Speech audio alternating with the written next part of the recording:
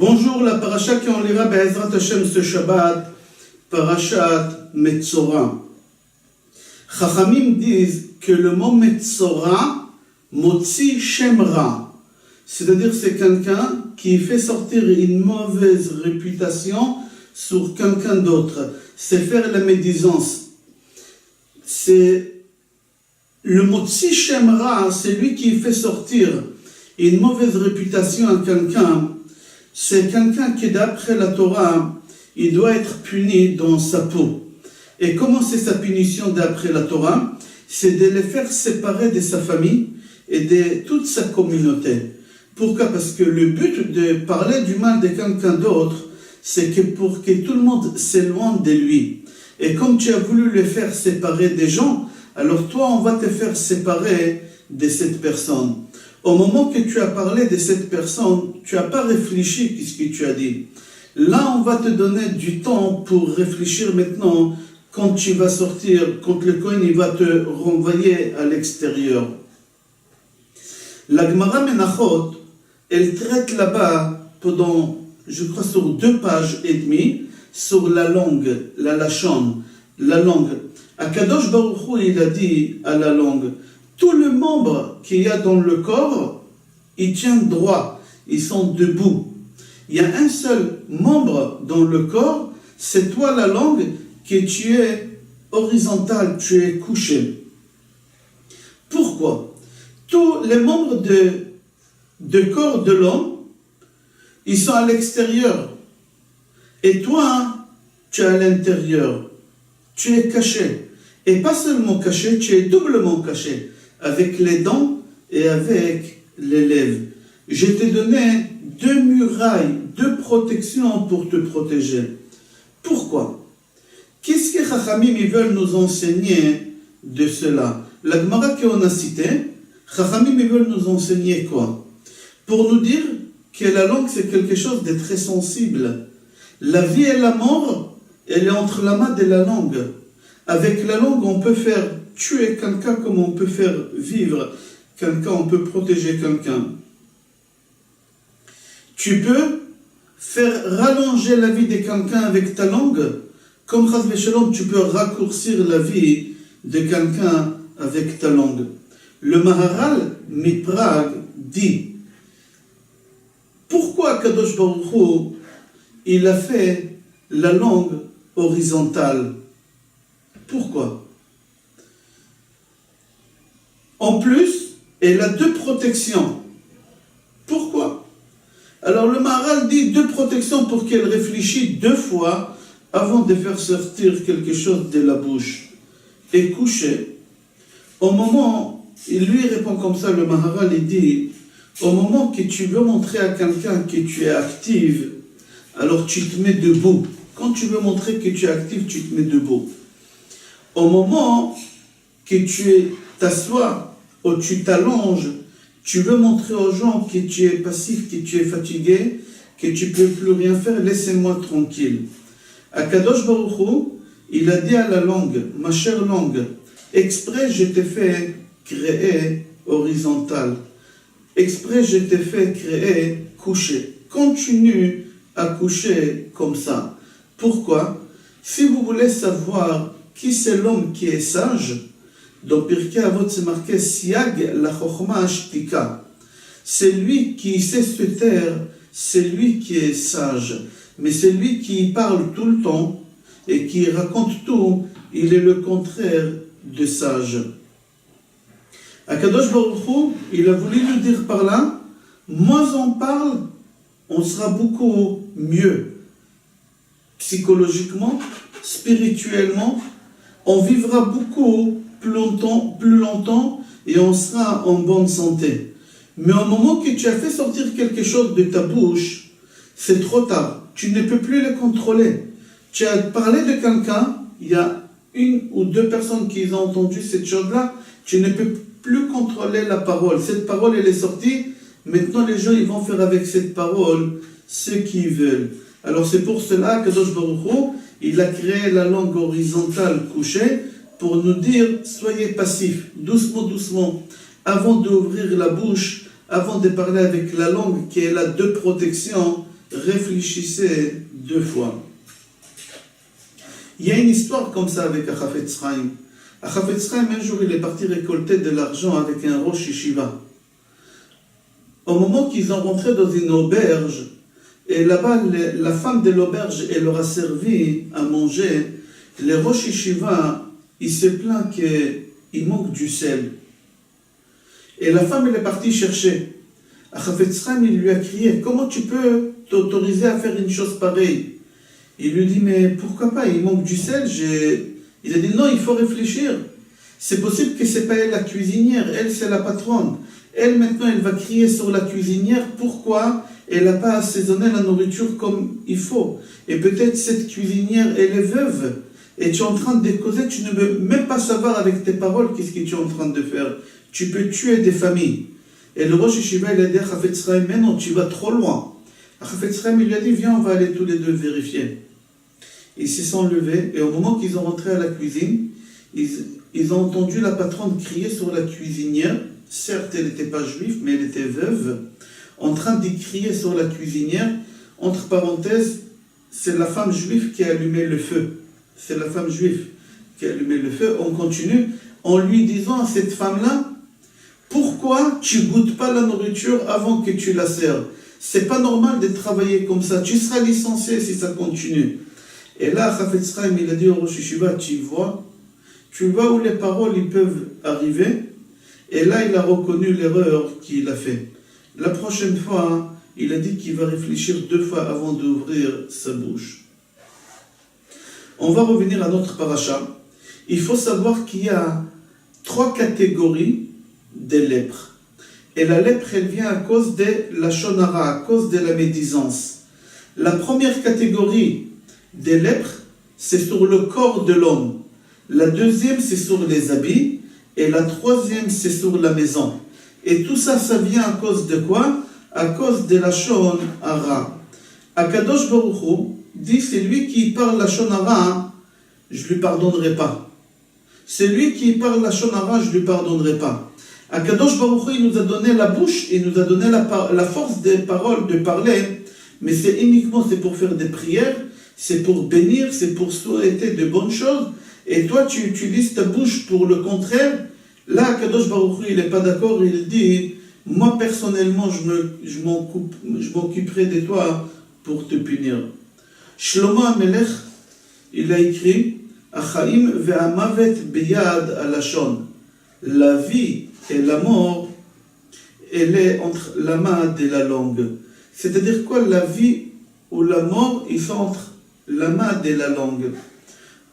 On raconte une histoire là-bas dans les Midrash qu'un jour il y a un roi qui avait une maladie. Et les médecins ils lui ont dit, pour qu'il guérisse de sa maladie, il faut qu'il boive du lait de la lionne.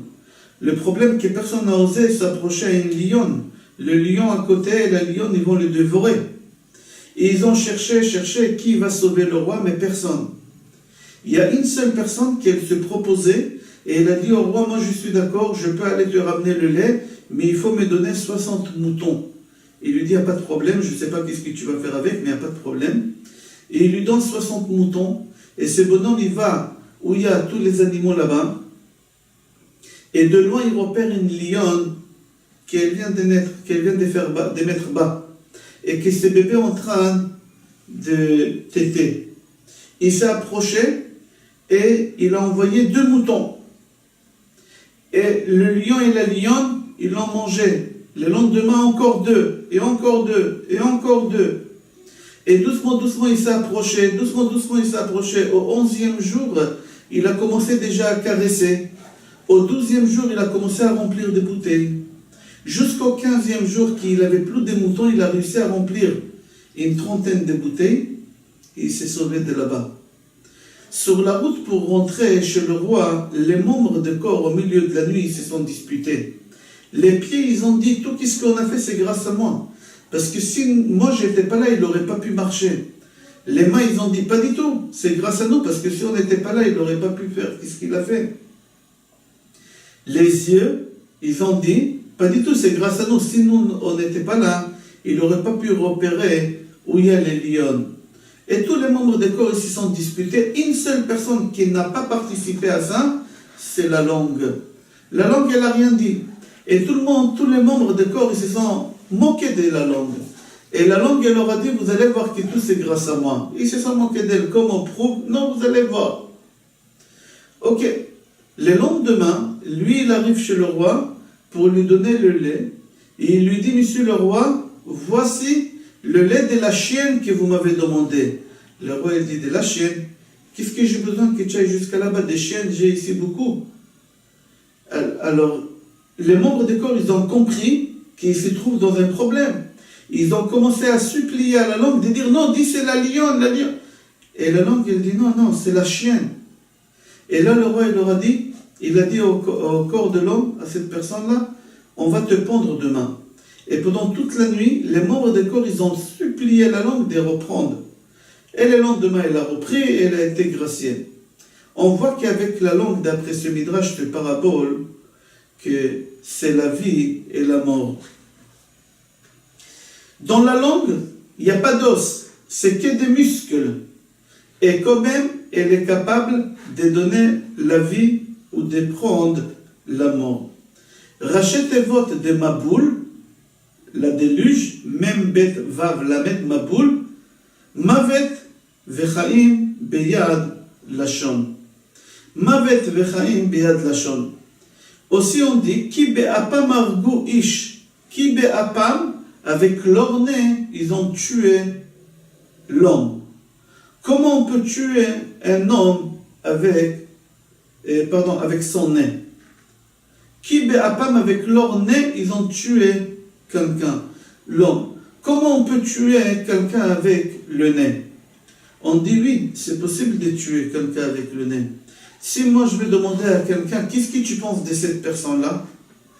Et lui il dit, écoute, moi je ne parle pas la shonara, je ne veux rien te dire, mais il est en train de tordre son nez pour faire comprendre que ça sent mauvais. Il a tué ce bonhomme. Seulement il a tordu son nez, il a tué cette personne-là.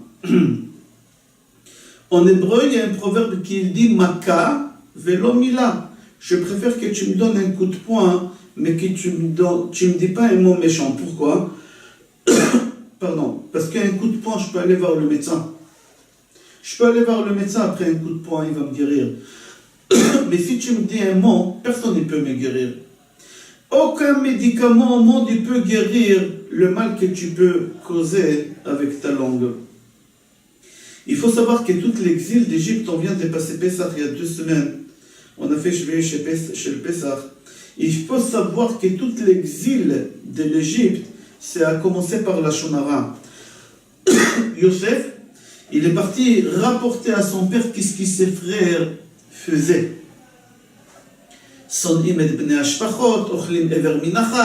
Il a commencé à dire des mauvaises choses sur ses frères. Et là, les frères, quand ils ont entendu ça, ils ont commencé à haïr Yosef.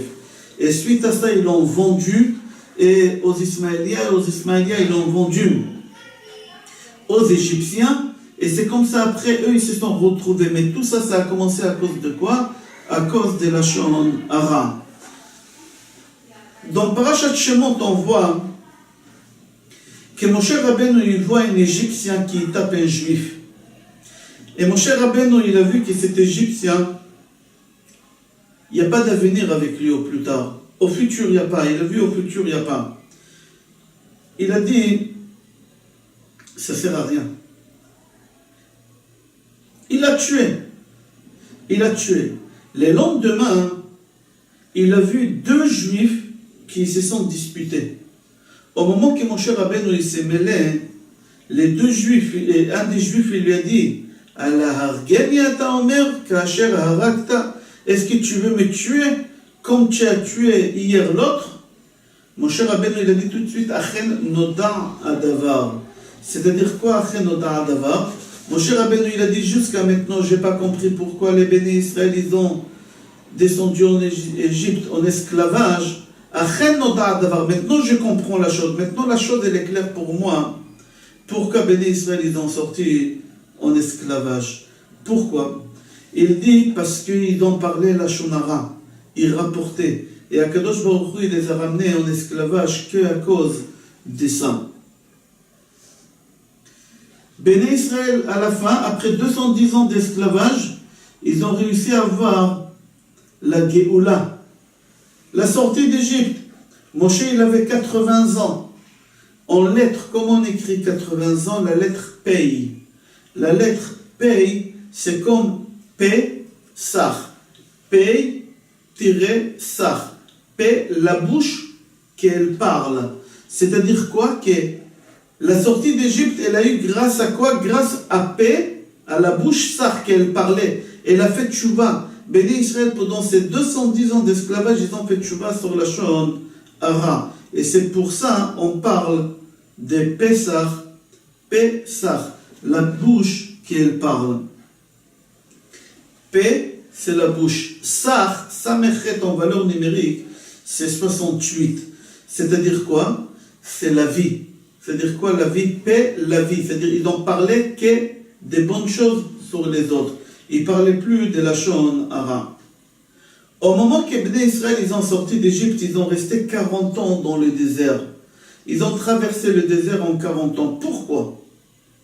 On dit parce qu'ils ont envoyé des explorateurs en Israël pour voir la terre d'Israël. Et ils ont resté là-bas 40 jours. Et quand ils ont rentré d'Israël, ils ont parlé du mal sur Israël.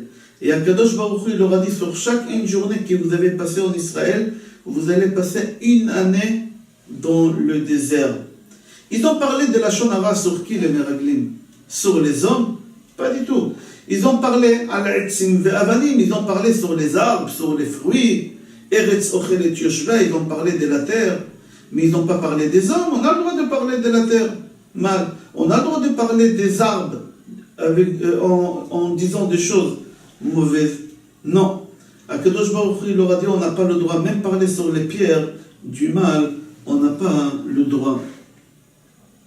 À plus forte raison, si on veut faire la Shon Hara sur un être humain, combien on doit payer une chose pareille? Des fois, on dit des choses et on ne réfléchit pas. Il y a beaucoup de gens qui font très très attention sur les choses qui vont faire rentrer dans leur bouche. Alors ils prennent l'aliment et ils lisent entre les lignes pour voir. Attends, mais quand tu fais sortir les choses de ta bouche, est-ce que tu vérifies aussi, comme si tu as fait rentrer les choses dans ta bouche? Pourquoi au moment que tu veux faire rentrer des choses dans ta bouche, tu es en train de vérifier avec des loupes entre les lignes pour comprendre si c'est caché oui ou non? Pourquoi quand tu fais sortir des paroles de ta bouche, tu ne vérifies pas si les paroles ils sont cachées oui ou non? Il faut savoir que Rachet Tevot de Mila, même Yud Lamed Hei. Mi Ya'ale Lanu Ashamaima. C'est-à-dire quoi, Mi Ya'ale Lanu Ashamaima? Mi Ya'ale Lanu Ashamaima. Qui va nous la faire monter au ciel? C'est-à-dire, avec le mot Mila, parole, on peut faire tout ce que les anges peuvent faire. Même Yud Lamed Hei, Mila. Les Rachet Tevot, ça veut dire Mi Ya'ale Lanu Ashamaima. Qui peut monter au ciel? Rabbi Shimon Bar Yochai dit, si tu sais bien protéger ta bouche et ne pas parler, et ne pas faire des médisances, et réfléchir 2 fois avant que tu fais sortir quelque chose dans ta bouche, tu peux atteindre le niveau de l'ange. Puisqu'on dit, Mi Ya'ale Ashamaima. Qui peut monter au ciel? Qui peut monter au ciel? C'est lui qui sait bien garder sa bouche.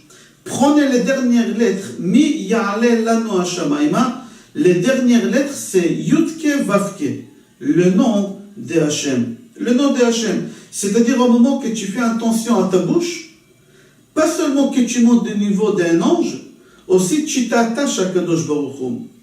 Il faut savoir qu'à l'époque de Noach, Akadosh Baruch Hu, il a ordonné à Noach de construire la Teva. Et là-bas, la Torah elle nous donne tous les tailles de la Teva. La longueur 300 amas, la largeur 50 amas, l'auteur 30 amas. Et là-bas, c'est marqué sans la lettre Vav. Sans la lettre Vav. Pourquoi? Parce que on dit que la construction de la Teva, ça a sauvé de la mort les gens qui, Noach et ses enfants et leurs femmes, et la femme de Noach, pourquoi eux? Parce qu'eux, ils n'ont pas parlé la Shonara. Parce qu'on a dit tout à l'heure, au début du cours, Maboul, Mavet Vechaim Beyad Lashon, que la vie et la mort, elle est entre la main de la langue. Et c'est lui qui ne fait pas attention à sa langue, à la fin, il va lui arriver comme c'est arrivé à l'époque de la déluge, que tous ils sont morts. C'est pour cela, l'homme, avant de dire quelque chose, il doit réfléchir 2 fois avant de faire sortir la chose. Et c'est pour cela qu'on a 2 murailles avant qu'on arrive, on atteint la langue. Rabbi Shimon Bar Yochai a dit, dans le Zohar HaKadosh, si j'étais présent au moment des dons de la Torah, j'aurais exigé à Hachem 2 bouches, un pour manger et un pour étudier la Torah. Et il a dit, après j'ai changé d'avis. Après j'ai dit, si avec une seule bouche on fait tellement de malheurs, on cause tellement de malheurs, alors avec 2, on va détruire le monde. Et il a dit, non, un seul bouche ça suffit. La haftara qu'on lira à Be'ezrat Hashem, ce sera la haftara des Metzora et pas des Tazria, parce que les parachiotes ils sont mechoubarot, ils sont attachés. Tazria, Metzora. Et chaque fois quand les parachiotes ils sont attachés, on lira la 2e haftara de la 2e paracha. Entre parenthèses, il faut savoir que la haftara des Tazria, nous on va parler de Metzora, mais la haftara des Tazria, c'est une haftara qu'on la lit moyennement une fois tous les 21 années. Les gens ils font pas attention. À peu près 20 ans, 21 années, on lira. La dernière fois qu'on a lu la haftara des parachat Tazria, c'était Taf Shin Samech Gimel. Il y a à peu près 10 ans. La prochaine fois qu'on le lira, c'est Taf Shin Ain Hei, je crois. C'est-à-dire que c'est à peu près dans 11 ans à peu près. C'est-à-dire que c'est une haftara qui est très rare. Pourquoi? Parce que des fois ça peut tomber Shabbat Agadol, des fois Shabbat Pesach, des fois ça peut tomber, Shabbat Achodesh, Shabbat Agadol, ou des fois Tazria Metzora attaché. Alors c'est rare de lire cette haftara. On continue. Dans la haftara de ce Shabbat Be'ezrat Hashem, on va lire là-bas l'histoire de Naaman, Sar Tzva, Melech Haram. Il y a un général à l'armée de Aram. Aram, c'est le nom de roi de la Syrie. Que c'est marqué Aya ish gadol ifne Adonav venasa panim. Aya gibor chayil metzora, que c'était quelqu'un d'important, un grand soldat. Et on parle de lui en louange, et à la fin on finit, on le casse, comme on dit, Metzora. Il était lépreux. Pourquoi on parle de lui autant de louange au début des passages, et à la fin on le casse en disant qu'il avait de la lèpre? D'abord, il faut comprendre pourquoi il a eu la lèpre. Pourquoi Naaman, il a eu la lèpre? C'est connu que la lèpre, c'est une maladie qui n'a pas de remède. Et quand même, dans le monde entier, les gens, ils savaient qu'en Israël, il y a un remède pour cette maladie. Naaman, il entend qu'en Israël, il y a un remède de cette maladie-là. Alors lui, il décide d'aller en Israël. Comment Naaman il savait? Il faut savoir que le roi de la Syrie, il a fait la guerre contre Israël. Ils ont tué le roi d'Israël, le papa de Yoram. Et en même temps, ils ont pris prisonnier beaucoup de béné Israël. Parmi eux, une jeune fille que Naaman il a pris chez lui à la maison comme servante pour sa femme.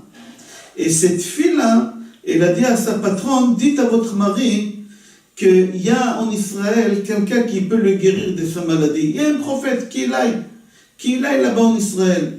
Lui, il a entendu ça et il a décidé d'aller en Israël. Mais il ne peut pas aller comme ça en Israël, il vient de finir une guerre. Et en plus, il n'a pas le droit, c'était le général de l'armée, d'aller dans un pays d'ennemis sans autorisation. Alors il a demandé l'autorisation au roi, qu'il demande au roi d'Israël qui veut venir pour se faire guérir. Le roi, il était d'accord, il a envoyé des lettres au roi d'Israël que Naaman, il va venir se faire guérir de sa maladie avec 300 soldats. Ces lettres-là arrivent en Israël. Le roi d'Israël, il reçoit cette lettre-là, Yoram ben Achav. Il a peur. Il a très très peur, il dit c'est impossible, c'est un coup qu'il est en train de me faire là. Soit disant que le général il est malade, et ce général-là, Naaman, c'est lui qui a tué mon père. Alors il a dit non, c'est impossible. Il a dit en plus, je sais que cette maladie-là, elle n'a pas de remède. Qui sait dire ça, il y a quelqu'un qui va le guérir? Personne ne peut le guérir. Alors qu'est-ce qu'il a fait? Vayehi kekro melech Israël et הספר ויקרא בגדיו ויאמר האלוקים אני להעמיד ולהחיות כי זה שולח אליי לאסף איש מצערתו כי אך דעונה יראו כי מתענהו לי. Il a dit qu'est-ce que ça veut dire ça? Le roi de Syrie m'envoie ici quelqu'un pour le guérir. Pourquoi? Moi je suis docteur moi. On a quoi ici en Israël pour guérir des gens de cette maladie? C'est impossible. Mit'anehu li. Il veut faire ici quelque chose pour m'attaquer. Il est en train de faire, il préparait une guerre. Et il a commencé à déchirer ses habits et à pleurer. Elisha, le prophète, il a entendu ça, que le roi, il a déchiré ses habits. Tout de suite, il a envoyé quelqu'un pour dire au roi, Lama kara'ata begadecha, yavona elai v'yida ki yesh navi b'Israël. Il a dit, pourquoi tu déchires tes habits? On a un prophète ici en Israël, je suis capable. Qui vient, tu vas voir comment je vais le guérir de sa maladie. Yoram, il entend ça et ça le tranquillise. En réalité, on dit que Yoram, il savait que lui, il peut guérir.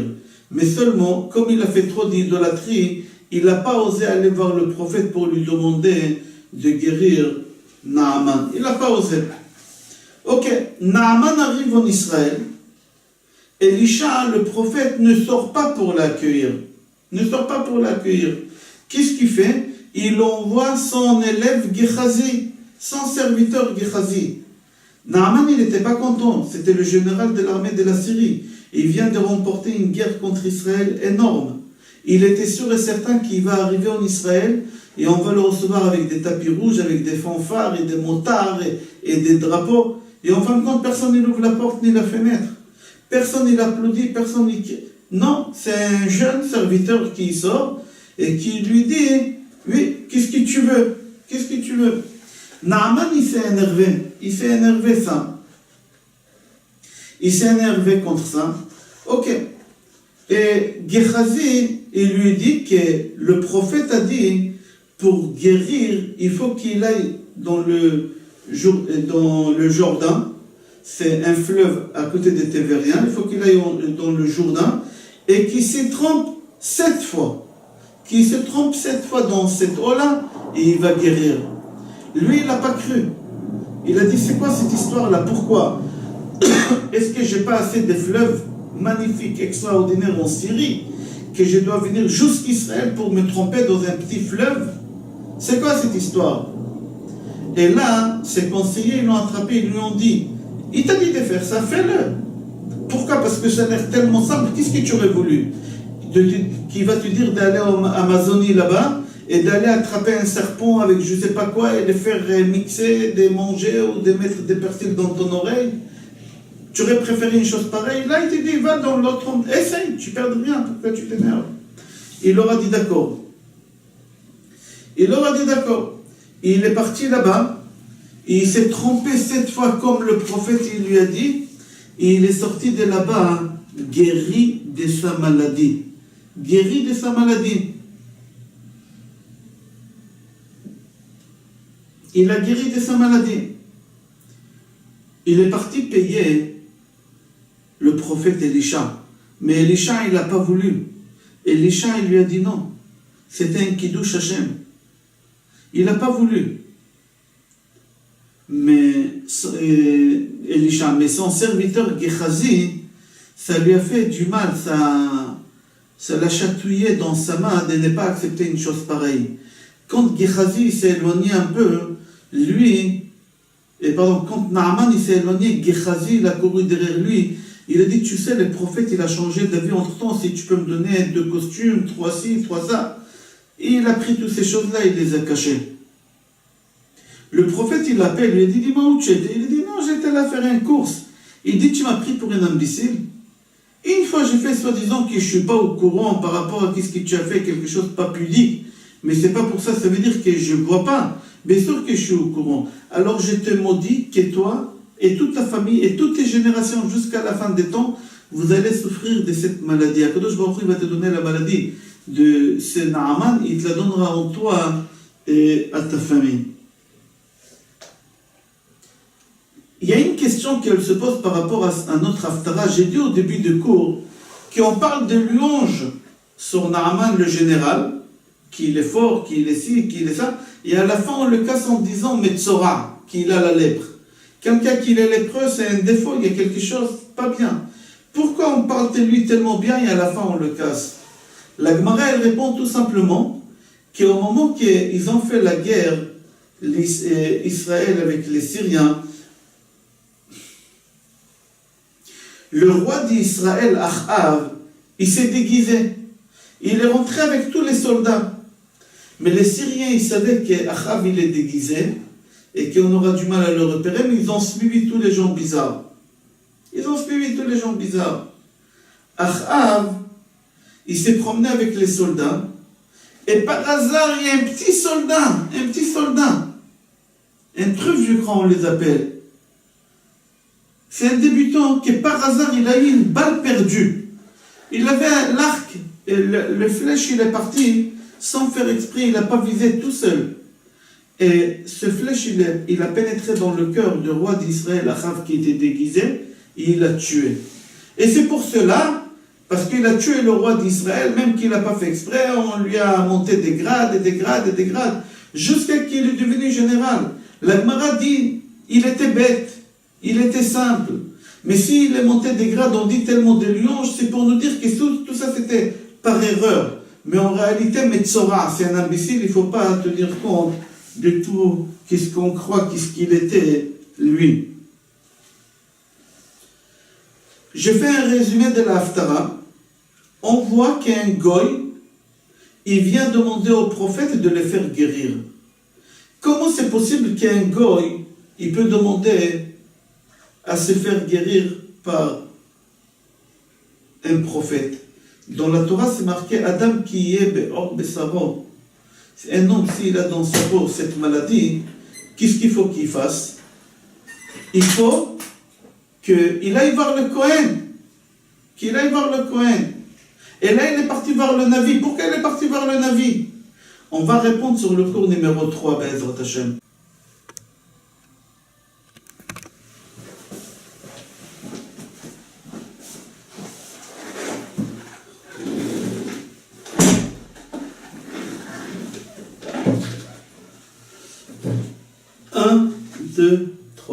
Bonjour, la paracha qu'on lira Be'ezrat Hashem ce Shabbat, parachat Metzora. Dans le cours numéro 2, j'ai posé une question et j'ai promis de répondre dans ces cours. Pourquoi j'ai séparé? Parce que la réponse elle est un peu longue. Et on va voir Be'ezrat Hashem, le Megalé Amoukot, il donne une très belle réponse.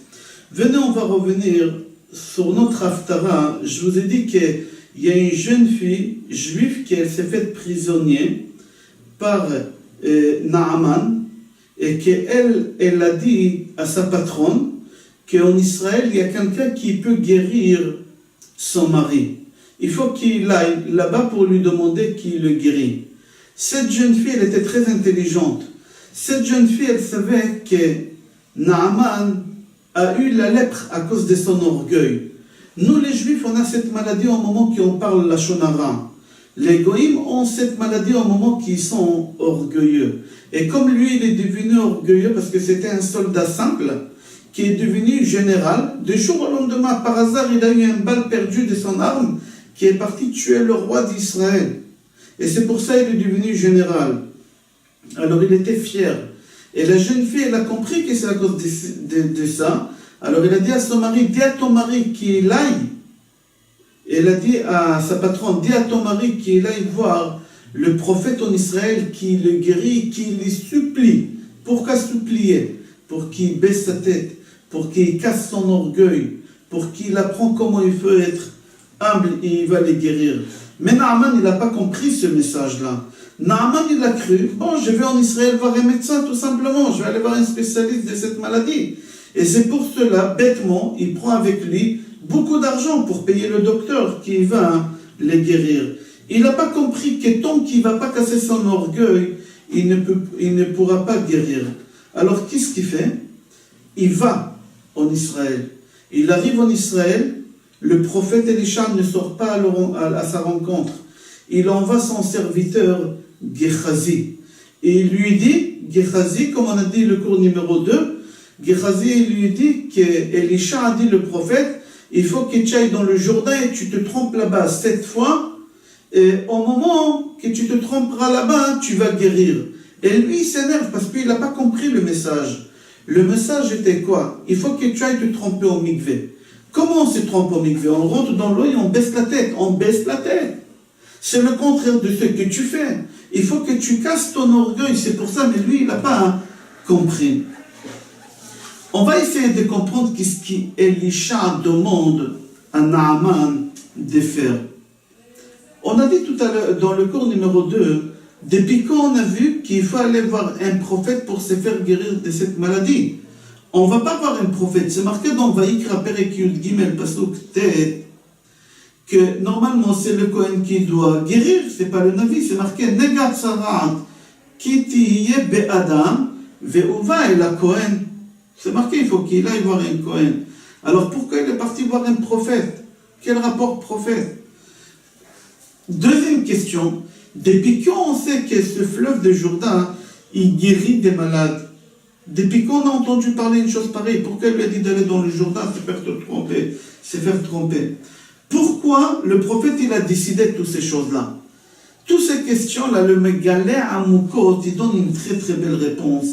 Le Megalé Amoukot, il dit que dans la Torah, il y a 11 psukim qui commencent avec la lettre Non et qui terminent avec la lettre Non. Comme Naaman, le prénom de ce général, Non, Non, Aïn, Mem, Non, ça commence par Non et ça finit par Non.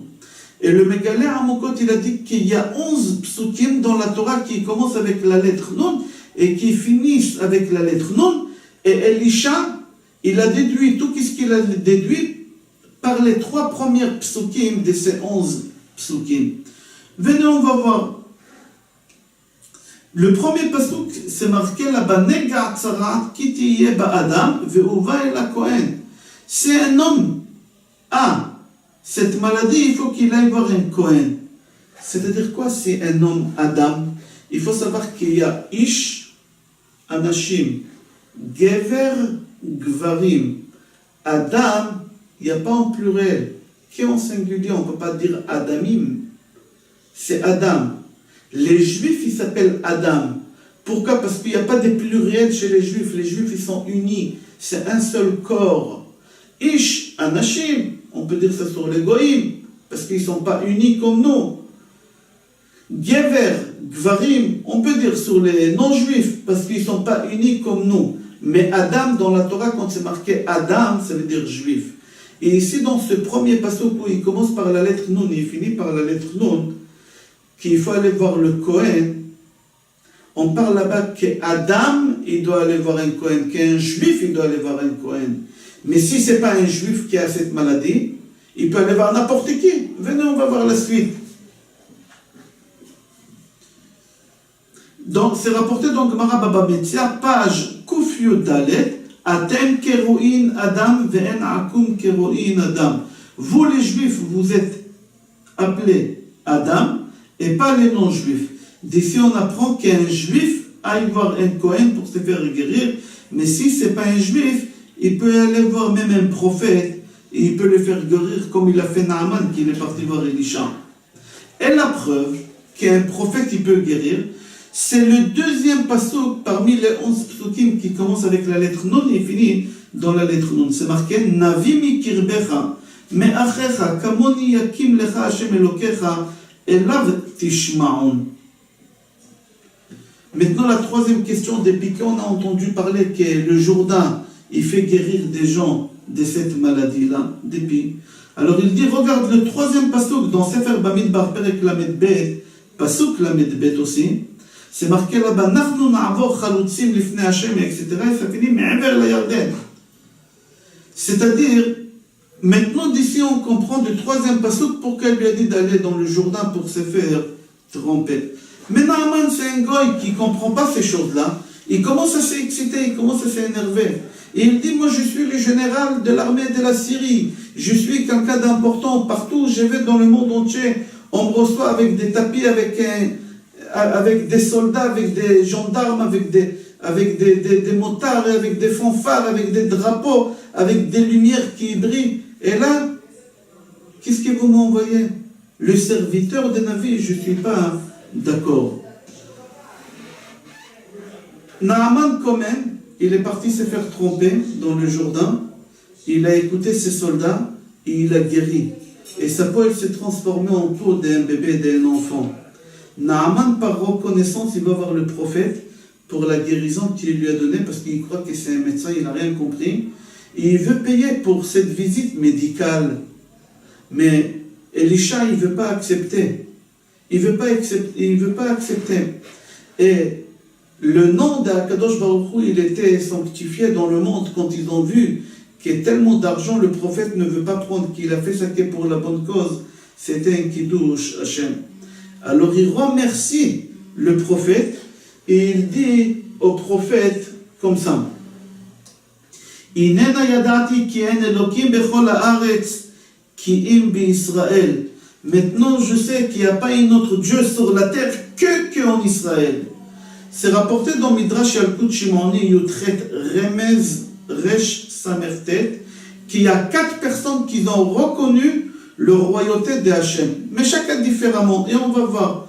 Le premier, s'il trouve dans Sefer Shemot Perek Yutret Pasuk Yud Aleph, il a dit Ata yadati, maintenant je sais qui Gadol Adonai Mikol Elohim. Je sais que maintenant Dieu c'est le plus grand de tous les dieux.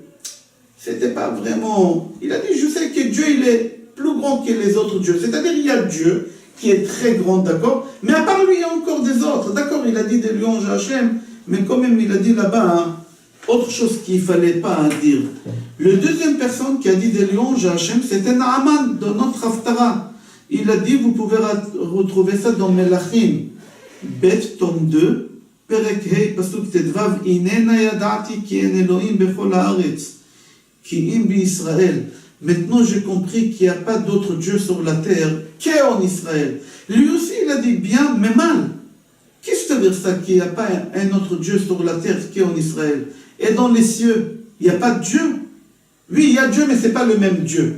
Ce n'est pas le même Dieu. C'est-à-dire qu'il a parlé du mal, lui aussi.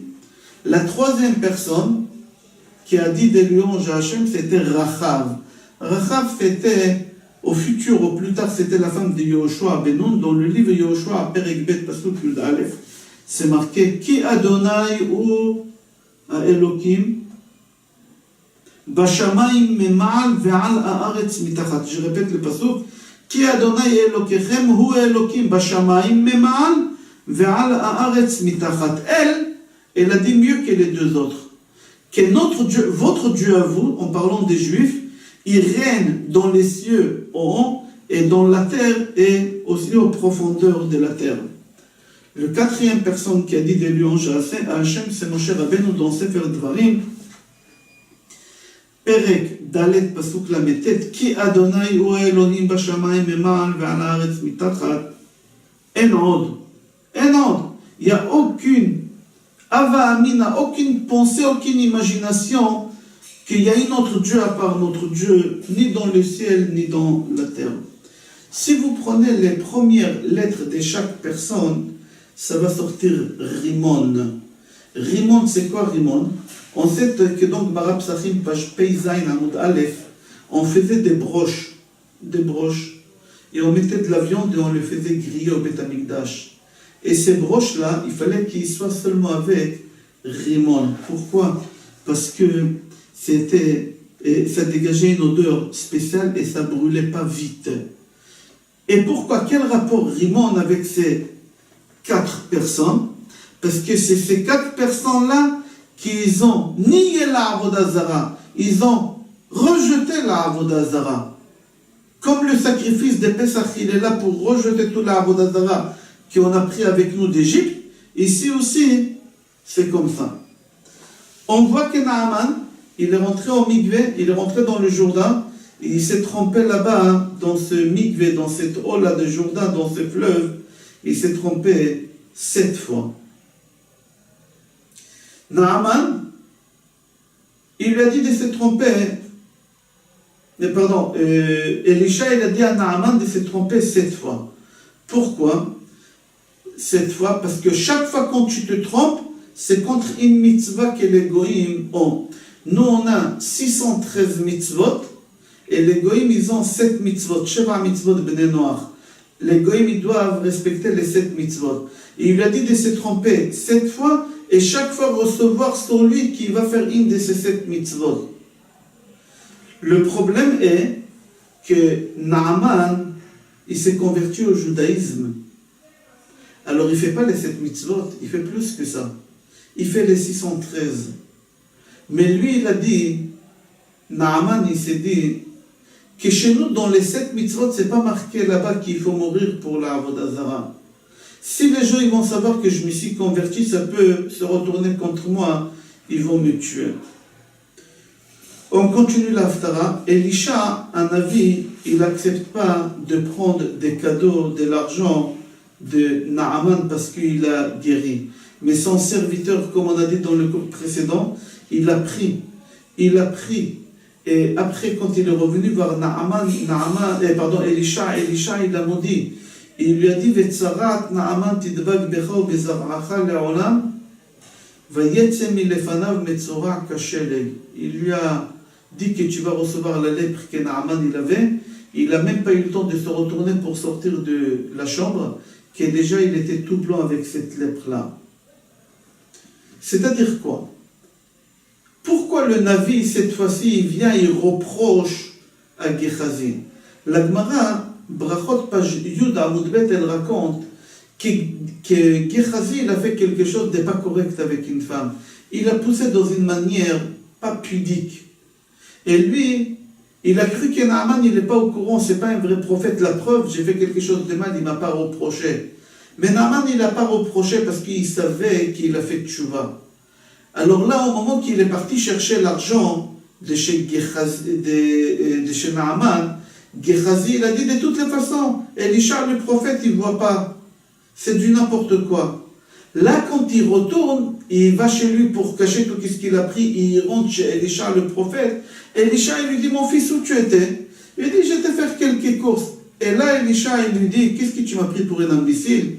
Une fois, je t'ai pardonné, mais pas 2 fois. Et là, il lui dit la maladie qu'il aura lui et toute sa génération. Gehazi, il a cru que Naaman, il ne voit pas. Pourquoi? Il a dit, si la première fois j'ai fait la chose que j'ai fait, qui n'est pas correcte, qui n'est pas polie, et il ne m'a pas reproché, c'est-à-dire qu'il ne voit pas. Mais là, au moment qu'il retourne et il prend l'argent de chez Gehazi, là, Elisha, il lui crie, et il lui dit, qu'est-ce que tu as cru? Que je ne vois pas? C'est pas parce que je t'ai pas reproché quelque chose, je ne vois pas. Et là, il lui donne sa malédiction pour toute la génération. Le cours précédent, on a expliqué en détail la Haftara des Parashat Tazria.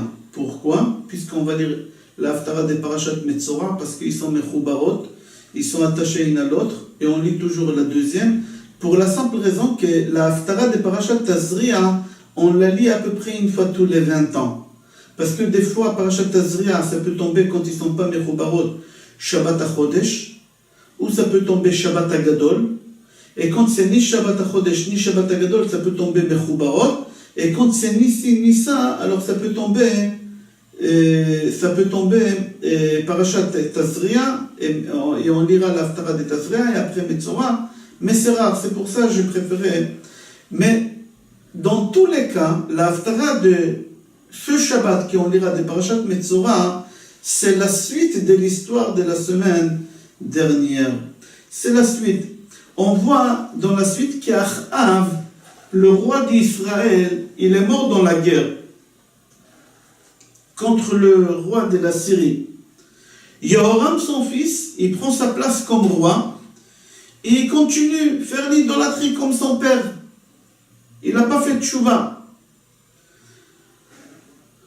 Le roi de la Syrie, il vient, il encercle Israël sur le Shomron pendant 7 ans. Et il y a une famine très très lourde dans le Shomron. Très très lourde. Beaucoup de gens ils sont morts de cette famine-là. Là-bas dans le prophète, c'est marqué que la nourriture, elle coûtait tellement cher qu'à tel point qu'on payait Rosh Shel Chamor ב-80 כסף, וצואת יונים נמכרה ב-50 כסף. La tête d'un âne qui n'avait rien à manger dedans, on la vendait 80 pièces d'argent, et la crotte de pigeon, on la vendait à 5 pièces. Que peut-être à l'intérieur, on trouvait un grain de riz qu'il n'a pas digéré, ce pigeon-là. Une famine très très dure. Et au moment que le roi d'Israël, Yehoram, il marchait dans la rue, il y a une femme qui lui a crié fort. Elle lui a dit, s'il vous plaît, monsieur le roi, aidez-moi s'il vous plaît. Le roi il lui a dit, si Dieu ne t'aide pas, comment tu veux que je t'aide moi? Mais quand même, dis-moi, tu as besoin d'aide quoi? Qu'est-ce que tu as? Et elle lui raconte, il lui dit, j'ai un problème avec ma voisine. Ma voisine et moi, on s'est mis d'accord que le fils de premier qui mourra, on mangera sa chair, on partagera. Mon fils, il est mort le premier, on a partagé la chair de mon fils et on a mangé les deux. Ce matin, son fils, il est mort et il ne veut pas me donner un part de son fils. C'était très très dur. Le roi, il entend ça, il déchire ses habits et il ordonne d'aller tuer le prophète Élisha parce qu'il ne fait rien pour que la famine s'arrête. Élisha, il entend ça par prophétie, qu'il veut le tuer. Élisha dit tout de suite en public que dans les 24 heures à venir, il va y avoir un miracle, qu'on achètera la farine la plus chère, pour rien du tout, à 1 shekel solette. C'est vraiment pour rien, c'est-à-dire il va y avoir une abondance dans les 24 heures à venir. Le bras droit du roi de Shomron, il n'a pas cru, il s'est moqué. Et il lui a dit, dis-moi, est-ce que Dieu, Ya'aseh harubot bashamayim, est-ce que Dieu, il va fabriquer dedans ton noix du ciel et il va nous jeter de la nourriture? Il va nous fabriquer des cheminées, par ces cheminées-là, il va nous envoyer de la nourriture. Le prophète, il s'est énervé quand il a entendu qu'il se moque, il lui a dit, tu verras cette abondance, mais tu ne pourras pas manger. Et qu'est-ce qui se passe? 24 heures après, Akadosh Baruch Hu, il a fait rentrer une peur parmi les soldats syriens de Aram qui étaient autour de Shomron. Des peurs, ils ont quitté les camps, ils se sont sauvés. Et les Juifs, ils ont pu rentrer dans les camps et prendre de la nourriture, les stocks de nourriture qu'ils avaient là-bas. Et le bras droit du roi, il voit ça, et il est puni comme le prophète, il lui a dit. Il est mort très durement. Comment? La foule, quand elle a couru vers là-bas, la porte, elle est tombée, et elle a écrasé, les gens, ils l'ont piétiné, et il est mort comme ça. On pose la question, bon d'accord, il a fait quelque chose du mal, mais mourir dans une mort atroce pareille, pourquoi? C'est vrai qu'il n'a pas cru, mais c'est tout à fait normal, c'est compréhensible qu'il n'a pas cru. C'est compréhensible après 7 ans de famine qu'on n'a pas vu une goutte de pluie, qu'on lui dit que demain en 24 heures il va y avoir une abondance ici. Comment c'est possible? C'est compréhensible. Alors pourquoi Kadosh Baruch Hu il a puni ce bras droit qui meurt dans cette manière-là? C'est pas une raison, c'est pas une raison. Chafetz Chaim il répond sur cette question. Il dit qu'en réalité la punition qu'il a eue parce qu'il a parlé du mal des béné Israël. Il a dit au prophète, comment tu peux dire une chose pareille que demain en 24 heures il va y avoir une abondance pareille? Mais le peuple juif il ne mérite pas d'avoir une chose pareille. Tu parles du peuple juif comme ça, tu mérites une mort pareille. Et c'est pour cela il est mort comme ça. Celui qui a parlé du Lachon Hara, une fois dans sa vie, il a eu la lèpre. La Gemara dit, jamais ce bonhomme-là, il va parler encore Lachon Hara. Pourquoi? Là-bas, la Gemara dit, comment ça a commencé la lèpre? Au début, un bouton ou deux là, et on grattait, et après c'était 4 et 5 boutons, et après des hontes, on mettait des chemises à longue manche pour cacher ça, pour cacher la maladie. Jusqu'à qu'à la fin, on ne pouvait pas, la maladie, elle s'est développée. On était obligé d'appeler le Kohen qui vient constater cette maladie et de la déclarer. Le Kohen, il arrive avec une ambulance et un SAMU des Kohenim, et au moment qu'il arrive avec tous ces bruits-là, tous les voisins, ils sont au courant qu'il s'est passé quelque chose dans la rue. Mais ils sont en train de suivre le Kohen qui sort de cette ambulance et qui court vers la maison, et là tout de suite ils comprennent que dans cette famille-là, il y a quelqu'un qui a parlé la Shonara. Après une demi-heure que le Kohen il est resté dans cette famille-là, il sort de là-bas avec un vieux, une barbe blanche, un homme honorable, la tête baissée parce qu'il a honte par rapport à ce qu'il a dit, à ce qu'il a fait la Shonara. Et tous les gens, ils regardent, et ils disent, il a parlé la Shonara. Dans leur tête, ils disent, ils lui font pas honte, mais lui, il a honte de ça. Et là, au moment que le Kohen, il lui déclare la maladie, avec le doigt, il lui pointe la porte de la ville, il faut qu'il sorte de la ville. Comme c'est marqué, Badad Ishem Mechutz la Machane. Et avec la honte, il doit sortir de la ville et y aller là-bas. Et au moment qu'il passe, les gens, ils disent, Tameh, Tameh, Ikra. Au moment que lui, il passe, lui, il dit fort aux gens, éloignez-vous de moi, Tameh, Tameh, Ikra. Lui, il crie sur lui, Tameh, Tameh, éloignez-vous. Je suis impur, je suis impur. Et comme ça, avec la honte, il quitte la ville parce qu'il a parlé la Shonara. À la fin, il guérit de cette maladie après une semaine. Le Kohen, il lui ordonne de raser toute sa tête, la barbe, la moustache, les cils, les sourcils, les cheveux. Il faut qu'il soit comme une citrouille. Comme ça, il doit être. Comme ça, il doit être. Le Rambam dit qu'il doit être comme une citrouille. C'est lui qui utilise ce mot-là. Lisse, comme une citrouille. Après une semaine, que les cheveux commencent à pousser, des petites piques, le Kohen il lui dit, une deuxième fois tu vas te raser tout ton corps. Et comme ça, comme tu es, tu vas aller à Yerushalayim. Arrivé à Yerushalayim avec la tête des citrouilles que tu as, tu te placeras devant la porte Nicanor, où il y a tous les passants. Et là-bas, le Kohen, il va te mettre de l'huile sur ton doigt et sur ton oreille, et qu'est-ce qui reste, il mettra sur ta citrouille à toi. Une honte, et seulement après il pouvait rentrer chez lui à la maison.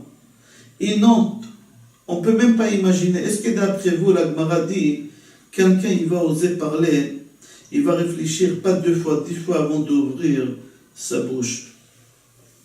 Même bonjour il ne dira pas, de peur. Même bonjour il ne dira pas. Aujourd'hui on n'a pas cette maladie miraculeuse, mais on sentira le Lachon Hara qu'on a parlé. Il y a une question enregistreuse dans le monde futur là-bas. Ils vont régler les comptes par rapport au Lachon Hara qu'on a fait. La Gemara, elle continue, elle pose la question. Si tu dis que cette maladie, c'est une maladie miraculeuse, pourquoi ce bonhomme, il doit sortir dehors de la ville? Elle n'est pas contagieuse, cette maladie. Pourquoi on doit les séparer de tout le monde? Là-bas, la Gemara, elle répond, elle dit, on l'éloigne, pas parce qu'il a parlé la Shonara, pour les résultats de la Shonara qu'il a parlé. Lui, il a voulu séparer un couple. Il a parlé avec le mari sur sa femme ou avec la femme sur son mari. Il a voulu séparer un couple sans réfléchir. On va te donner du temps à réfléchir. Il a voulu faire séparer 2 associés. Il a parlé avec un associé sur l'autre ou avec l'autre sur l'autre. Tu as voulu les séparer, tu as parlé sans réfléchir. On va te donner le temps de réfléchir et on va te faire séparer de ta femme et de tes enfants et de tes voisins et de tes amis. Et tu vas aller là-bas, tu auras le temps de réfléchir et faire tchouva. Venez, on va revenir concernant le bras droit de roi qui est mort piétiné. Il est mort piétiné là-bas. Venez, on va revenir chez lui. La Gemara Psachim, page Samer Dalet Amoud Bet, elle raconte que quelques années après, beaucoup d'années plus tard, il s'est passé une histoire terrible veille des Pessah, au Beth Amikdash. Au moment que toute la foule est rentrée au Beth Amikdash pour rentrer faire les sacrifices, ils ont piétiné un juif. Ils l'ont tué. Et là-bas, la Gemara, elle appelle ce Pessah, Pessah Me'ochin. Me'ochin, c'est piétiner. Ils ont piétiné. En langage pluriel. Piétiner, Me'ochin, Loma'och, Me'ochin. Pourquoi? C'était une seule personne qu'ils ont écrasé. Là-bas, la Gemara dit, pourquoi? Pardon, c'est pas la Gemara, c'est le Rama Mipanon. Le Rama Mipanon, il dévoile un secret. Et il dit, ce juif-là qui s'est fait piétiner au Beth Amikdash, en réalité, c'était deux personnes. C'était la même Neshama que le bras droit du roi de Chambron qui s'est fait piétiner là-bas. Akadosh Baruch Hu, il a ramené quelques années après en réincarnation ici pour faire tchouva. Et il n'a pas fait tchouva. Au moment qu'il a vu toute la foule des juifs rentrer au Beth Amikdash pour les sacrifices, il a parlé du mal. Comme il a parlé à l'époque de la famine avec Elisha. Akadosh Baruch Hu, il a vu qu'il n'a pas fait tchouva, qu'il est resté les mêmes personnes. Akadosh Baruch Hu, il a fait en sorte qu'il va mourir dans la même manière qu'il est mort à l'époque. Et à Chafetz Chaim, il dit, j'ai la preuve. Le matin, on dit, merci à Kadosh Baruch Hu sur la Neshama que tu me l'as rendue. La même Neshama qu'on a aujourd'hui, c'est la même Neshama qu'on aura dans l'autre réincarnation. Sichat Veshalom, on doit revenir. C'est la même Neshama qu'on aura à la résurrection des morts, Triat Amitim. On aura la même Neshama. À la résurrection des morts, on va rencontrer Abraham, Yitzhak et Yaakov, Moshe, Aaron, David, Yosef, Shlomo. On va rencontrer tous ces tzadikim avec des neshamot purs. Et nous, notre neshama, dans quel état elle va être notre neshama? C'est à méditer, c'est à réfléchir. Et c'est pour cela, l'homme, c'est sûr et certain qu'il ne parlera pas la shonara après qu'il a vécu tout ce qu'on a vu là. Dans notre paracha, dans Perek Yud Dalet, Pasuk Lamed Dalet, c'est marqué qu'Akadosh Baruch Hu, au moment qu'il donne cette maladie de la lèpre sur les murs de la maison, c'est un signe de nouvelle. Il y a une nouvelle qui va arriver, je ne veux pas dire une bonne nouvelle, on va comprendre pourquoi je ne veux pas dire une bonne nouvelle, ça dépend de la conduite de la personne. Là-bas c'est marqué que c'est possible que ça peut être une bonne nouvelle pour la personne qui a cette maladie. Pourquoi? Parce qu'il va devenir très riche. Comment il va devenir très riche? Rashi dit là-bas sur place que pendant les 40 ans que les Béné Israël ils étaient dans les déserts, pendant les 40 ans, il y a des gens qui ont habité en Israël et ils ont caché dans les murs de leur maison, de l'or. Les Émoraïm qui habitaient en Israël, les Émorim qui ont habité en Israël, ils ont caché de l'or dans les murs. Maintenant, celui qui a la lèpre chez lui à la maison, et le Kohen il vient et qui casse les murs de la maison, ils vont trouver cet or et ils vont devenir riches. Avec cette richesse, ils vont devenir riches. Rav Reuven Kirnstein dit que chaque homme dans sa vie, il a une dose de souffrance qu'il doit passer dans sa vie. Pendant les 120 ans qu'il va vivre ici, il a une dose de souffrance, ni plus ni moins. Certes, il y a des gens qui ne souffrent pas pendant des années, mais des gens qui ne souffrent jamais, ça n'existe pas. Chacun il a sa dose des épreuves, des problèmes, d'éducation des enfants, des shlombaït, etc., etc. Au moment qu'on a ces taches sur le mur de la maison, des fois, Chazal nous dit qu'Akadosh Baruch Hu, des fois, il veut nous montrer comment il nous aime. En réalité, la tâche qu'il y a sur le mur, nous, on peut la voir comme une mauvaise nouvelle, comme quelque chose qui Hachem ne nous aime pas. Hachem il nous donne des épreuves. Mais en réalité, Rav Reuven Kirnstein dit qu'au nom des Chachamim, il rapporte ça au nom des Chachamim, qu'en réalité, Akadosh Baruch Hu, il nous aime et c'est pour ça qu'il nous donne ces tâches. Pourquoi? Suite à ça, qu'est-ce qui va se passer? Le bonhomme, dès qu'il a une tâche à la maison, il va appeler les Kohen. Il va appeler le Kohen en urgence. Et le Kohen, il va venir chez lui à la maison pour constater est-ce que c'est quelque chose qu'il faut vider la maison, déménager ou rester. Le Kohen arrive, il est en train de constater ses tâches, et il dit, monsieur, la maison elle n'est pas cachère, il faudra sortir de la maison et vider tous les contenus qu'il y a dans la maison, vider dans le trottoir, c'est une épreuve horrible pour la personne. Pourquoi? Parce qu'il doit vider sa maison sur le trottoir. Lui, sa femme et ses enfants, ils doivent dormir chez des voisins ou dormir dans un hôtel. C'est pas facile de vivre comme ça. Pendant quelques jours, le temps que le Cohen il donne sa décision finale, le bonhomme il doit quitter la maison. Il n'a pas le choix. À la fin, après 4 jours, le Cohen il lui dit, écoute, j'ai constaté que ta maison elle n'est pas cachère, il faut détruire la maison. Mais avant de détruire la maison, on va essayer mur par mur. C'est possible que la tâche elle est que là, et si on voit que ça s'arrête ici, alors on va casser le mur, après on va le remonter, et c'est fini. Mais si ça continue après dans tous les murs, alors il faudra détruire toute la maison. Et doucement, doucement, on lui détruit un mur, un deuxième mur, jusqu'à qu'à la fin le plafond tombe et toute la maison s'écroule. Et le bonhomme, doucement, doucement, une souffrance horrible.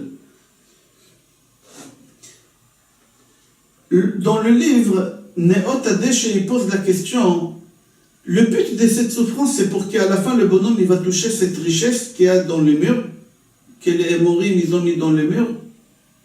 Pourquoi Akadosh Baruch Hu doit le faire souffrir autant avant d'avoir cette richesse? Akadosh Baruch Hu ne peut pas le faire gagner cet argent sans traverser cette richesse, en gagnant le gros lot, en gagnant je ne sais pas quoi, au lieu de travailler comme ça. Pourquoi casser la maison? Pourquoi dormir à l'extérieur de la maison? Pourquoi mettre tous les meubles de la maison à l'extérieur?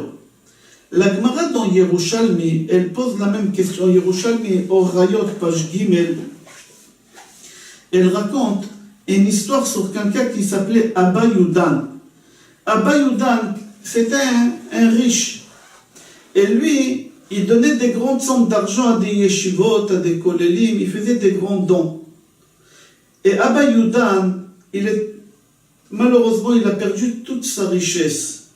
Il est devenu pauvre. Les rabbinim, quand ils venaient récolter de l'argent, ils ne voulaient pas le mettre mal à l'aise, alors ils évitaient de rentrer dans sa rue. Et il partait ramasser l'argent ailleurs. Un jour, lui, il rencontre 2 rabbinim au marché. Et il leur dit, pourquoi vous n'êtes pas venus chez moi? Et eux, ils n'ont pas voulu lui faire honte. Ils n'ont pas voulu lui faire honte. Il les a forcés, il leur a dit,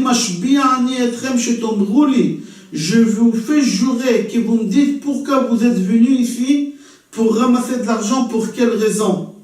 Et là, ils étaient obligés de lui dire, pour un orphelin et une orpheline qui veulent se marier, ils n'ont pas l'argent, alors on est là pour ramasser l'argent. Abba Yudan, il leur a dit, laissez-moi une heure. Il est rentré chez lui à la maison, et il a dit à sa femme, regarde, qu'est-ce qui se passe, on doit les aider, on ne peut pas laisser ces orphelins. D'après toi, qu'est-ce qu'on peut faire? La femme, elle lui a dit, regarde, il me reste un bout de terrain que mon père il m'a donné à l'époque. Viens, on va vendre la moitié de ce terrain-là, ce terrain agricole. On va vendre la moitié, et l'autre moitié, on va travailler pour faire vivre notre famille. Et il a vendu une partie tout de suite, il a pris l'argent, il est parti donner à ses rabbinim pour qu'ils puissent marier ses orphelins.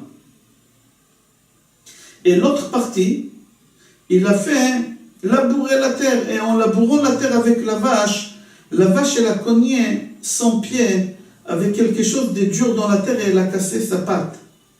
Et la vache, elle a souffert. Quand il y a un animal comme ça, hein, pour éviter cette souffrance, il est préférable de l'abattre. Et il fallait abattre cette vache-là. En fin de compte, lui, quand il est parti voir c'est quoi cette pierre-là, en fin de compte, il a trouvé là-bas un trésor. Alors la Gemara Yerushalmi, elle pose la question, pourquoi Kadosh Baruch Hu, il a fait que la vache, elle casse le pied, et qu'après il fallait l'abattre, toute cette souffrance-là? À Kadosh Baruch Hu, il ne pouvait pas faire gagner Abba Yudan cet argent sans passer par cette souffrance, sans faire casser la patte de la vache. La réponse est, certes, Akadosh Baruch Hu, il veut nous donner de l'argent, il veut nous donner une richesse.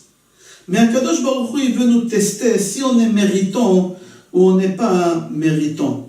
Akadosh Baruch Hu, au moment qu'il donne une épreuve à quelqu'un, Akadosh Baruch Hu, il est en train de voir comment cette personne-là, elle est en train de surmonter cette épreuve. Si elle surmonte cette épreuve avec beaucoup de confiance, en disant que je sais qu'Akadosh Baruch Hu, il m'a donné cette épreuve parce qu'il sait que je suis capable, je sais qu'à la fin de chaque montée, il y a une descente, au bout de chaque tunnel où il y a l'obscurité, il y a une lumière qui va arriver. Alors Akadosh Baruch Hu, il va faire gagner cette personne, cette richesse. Mais si cette personne, elle n'arrive pas à surmonter cette épreuve, et elle dit, pourquoi il faut vider le meuble de la maison à l'extérieur sur le trottoir? Pourquoi je dois aller dormir avec ma femme et mes enfants dans un hôtel? Pourquoi je dois casser un mur et un deuxième mur? Akadosh Baruch Hu, tout de suite, quand il voit que le bonhomme est en train de se plaindre, Akadosh Baruch Hu, il va faire en sorte tout de suite qu'elle attache les cachères et elle ne va pas se propager dans la maison. Et le Kohen, il va lui dire, écoute, la maison, elle est cachère, on n'a pas besoin de casser la maison. Puisqu'il ne va pas casser la maison, il ne va pas trouver le trésor. Il ne va pas trouver le grand trésor. C'est-à-dire quelqu'un qui est d'accord de surmonter, de se battre avec ses épreuves, alors Akadosh Baruch Hu, il va faire en sorte qu'à la fin, il aura une récompense. Mais la personne qui ne veut pas, Akadosh Baruch Hu, il ne lui donne pas. C'est exactement ce qui s'est passé avec Abba Yudan. Et il a surmonté cette épreuve. Et après, il a vérifié, il a trouvé là-bas une richesse. Et c'est exactement pour celui qui a la maison. Pourquoi Akadosh Baruch Hu ne lui fait pas gagner tout de suite cette richesse? Pourquoi il doit d'abord vider la maison, dormir dans un hôtel, casser un mur et un deuxième mur? Pourquoi? Parce qu'Akadosh Baruch Hu, il veut tester, voir la personne jusqu'où il va y aller en lui faisant confiance. Akadosh Baruch Hu, il veut voir avec quelle vision on regarde notre vie. Est-ce qu'on a une vision objective ou négative, chas v'shalom? Si Akadosh Baruch Hu, il voit qu'on a une vision objective, alors Akadosh Baruch Hu, il va nous donner ces trésors. Mais il faut savoir que jamais on peut éviter et jamais on peut se sauver des épreuves. Peut-être on peut les pousser, mais on va les rencontrer après, plus tard, et c'est dommage, ça sera encore beaucoup plus difficile. Au moment qu'on voit qu'il y a une épreuve, et on a une vision qui est mauvaise, c'est dommage.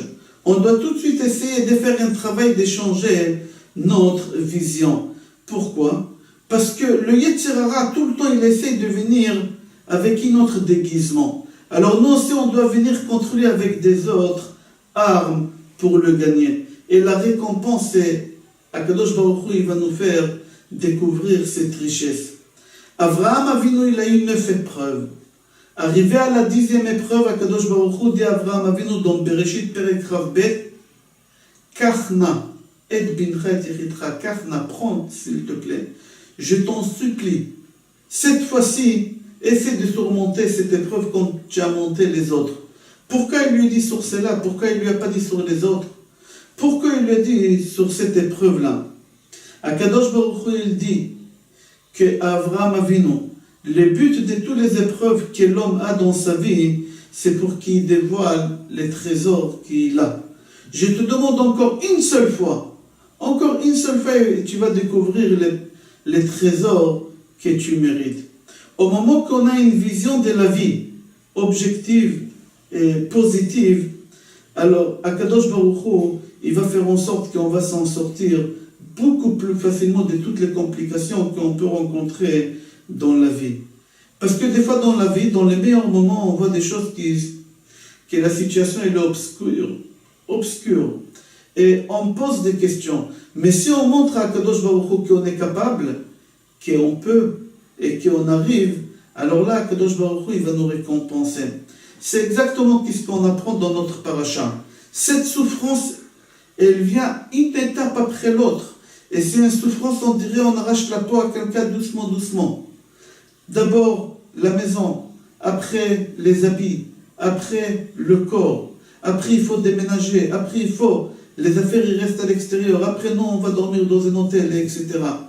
Si on arrive à surmonter tout ça, alors on va trouver, Be'ezrat Hashem, ce trésor qu'Akadosh Baruch Hu, il veut nous donner. Et chacun, il a un trésor. C'est quoi un trésor? Chacun, qu'est-ce qu'il demande, que ce soit dans le Shlom Bayit, que ce soit dans la réussite d'éducation des enfants, que ce soit la santé, etc. Dans notre paracha, on parle d'une maladie qu'on appelle la maladie spirituelle. C'est comme ça que dans le Talmud, on appelle cette maladie. Quand est-ce cette maladie spirituelle, elle vient? C'est au moment qu'on parle du Lachon Hara, au moment qu'on dit de la médisance, la punition, c'est cette maladie qu'on appelle en français la lèpre. Cette maladie-là, pourquoi elle vient sur l'homme? Parce qu'au moment que le Kohen il déclare cette maladie chez cette personne, alors on doit le retirer de la communauté et il doit être à l'extérieur de la communauté pendant quelques jours, le temps que Kohen il vient constater à nouveau si la maladie elle a guéri. Pourquoi on doit le faire retirer? Le Midrash dit tout simplement parce que lui il a fait la shonara, il a essayé de séparer un couple, chas v'shalom. Alors on le fait séparer de sa femme, de ses enfants, de sa communauté. Peut-être il a essayé de séparer deux associés, peut-être il a essayé de faire quelque chose. Et on ne peut pas savoir dans sa tête le but de son lashon hara, mais c'est évident qu'il y a une raison. On ne peut pas dire lashon hara sans raison. Des fois on se ment sur soi-même et on croit qu'on dit tout simplement parce qu'on a envie de parler. Alors on le retire de la communauté à l'extérieur comme il a voulu faire. Deuxième chose, au moment que tu as parlé, tu ne savais pas pourquoi tu l'as dit. Là-bas tu auras le temps pour réfléchir assez pour savoir si la prochaine fois tu vas parler. Et là le Midrash dit, cette personne elle va tourner sa langue plusieurs fois dans sa bouche avant de parler à nouveau la shonara. Donc Gemara Menachot, là-bas la Gemara elle traite concernant au sujet de la langue. Là-bas, la Gemara, elle rapporte un midrash qu'Akadosh Baruch Hu, il a dit à la langue, tous les membres extérieurs du corps, ils sont debout. Toi, tu es le seul, tu es horizontal. Tu es la seule couchée horizontale. Tous les membres du corps extérieur, ils ont une seule protection. Toi, tu en as deux, les dents et les lèvres. Pourquoi tout ça? Parce que la langue, elle est très sensible à parler sans contrôler. Alors Akadosh Baruch Hu lui a donné autant de gardes pour qu'elle ne puisse pas parler sans réfléchir. On dit Amavet ve'achaim beyad alashon, que la vie et la mort, ils dépendent de la langue. La langue, elle peut faire vivre quelqu'un très longtemps si on encourage quelqu'un, si on bénit quelqu'un, si on lui dit des choses qui lui remontent le moral, alors cette personne, elle pourra vivre longtemps. Au contraire, avec la langue, on peut tuer quelqu'un aussi, chas v'shalom. C'est marqué dans la Torah, ou be'apa margoish, pas seulement avec la langue on peut tuer, même avec le nez, be'apam avec leur nez on peut tuer. Comment? Le Midrash dit, si quelqu'un il vient chez moi pour me demander des renseignements sur quelqu'un d'autre, et moi je lui dis, tu sais, moi je ne parle pas la shonara, mais je torde un peu mon nez, et l'autre il comprend beaucoup de choses. Seulement avec mon nez déjà, que j'ai un peu bougé, il comprend qu'il y a quelque chose, et je peux tuer cette personne qui est avec le nez. Là-bas, la Gemara Menachot dit encore que la langue, elle n'a pas d'os. C'est de la chair, c'est des muscles. Et elle peut tuer quelqu'un. Il y a un proverbe en hébreu, on dit, je crois même en français, Maka velo mila. Je préfère un coup de poing, mais pas un mot. Pourquoi? Parce que le coup de poing, je peux aller me faire guérir chez un médecin, mais avec un mot, personne au monde, il peut me guérir. Il faut savoir que tout l'exil qu'on a eu en Égypte pendant 210 ans, on était amené en Égypte à cause de la langue de Yosef Hatzadik. Parce que Yosef Hatzadik, il rapportait à son père tout ce que ses frères ils faisaient. Alors, les frères, ils ont haï Yosef, et ils l'ont vendu aux Ishmaélim, et aux Ishmaélim, ils l'ont vendu aux Égyptiens, et comme ça, il est arrivé en Égypte, et après, ses frères, ils sont venus en Égypte pour ramener de la nourriture parce qu'ils avaient la famine en Israël, et c'est comme ça, Yaakov, il a suivi son fils Yosef avec Shimon Nafesh, et c'est comme ça qu'on a atterri en Égypte, et on est resté là-bas en esclavage. Tout ça à cause de quoi? À cause de la langue. Encore un malheur qu'on a eu à cause de la langue. Au moment que Moshe Rabbeinu il a envoyé les explorateurs en Israël, ils ont resté là-bas 40 jours. Après 40 jours, quand ils retournent dans le désert pour raconter à Moshe Rabbeinu qu'est-ce qui se passe en Israël, ils ont parlé la shonara sur qui? Al-Etzim ve'avanim, sur les pierres et sur les arbres. Ils n'ont pas parlé sur les personnes, ils ont parlé sur la terre en elle-même. Et Akadosh Baruch Hu, il nous a puni quoi? Yom Bashana. C'est-à-dire chaque jour qu'ils ont resté là-bas, en Israël, c'est un an dans le désert. Ils ont resté 40 jours en Israël, Akadosh Baruch Hu, il nous a puni à cause de la mauvaise langue, 40 ans dans le désert. Il faut savoir, en hébreu on dit Mila, même Yud Lamed Ei. Mila, ça veut dire un mot. Un mot. Si vous prenez le rachat de Mila, qu'est-ce qui veut dire le mot Mila? Le même c'est Mi, Yud Ya'ale, Lamed Lano, Hashamayma. Mi Ya'ale Lano Hashamayma. C'est-à-dire, celui qui fait attention à sa langue, celui qui il tourne sa langue 7 fois avant de dire quelque chose, cette personne, il arrivera à monter au ciel après les 120 ans comme un ange. Mi Ya'ale Lano Hashamayma. Qui va nous monter au ciel? Qui? C'est ta langue. Si ta langue, tu vas la protéger, tu vas faire attention, alors grâce à ta langue, tu pourras monter au ciel comme un ange. Si vous prenez les dernières lettres, Mi Ya'ale Lanu Hashamayma, Mi Yud, Ya'ale Hei, Lanu Vav Hashamayma Hei, Yud Ke Vav Ke, c'est le nom de Hachem. Si on fait attention à notre langue, on pourra s'attacher très facilement à Hachem. On pourra s'attacher très facilement à Hachem. Alors c'est lui qui fait attention à sa langue et qui ne parle pas sans réfléchir, alors il peut s'attacher à Kadosh Baruch Hu et il devient quelqu'un de spirituel. On a parlé tout à l'heure concernant la vie et la mort, elles dépendent de la langue. Qu'est-ce que le rachet tevot veut dire? Mavet vechaim beyad alashon. Maboul. Mavet vechaim beyad lashon. C'est Maboul. C'est quoi Maboul? C'est la déluge. C'est lui qui dit un mot, qui ne le contrôle pas et qui cause de mal. À cause de lui, il peut ramener la déluge à nouveau dans le monde.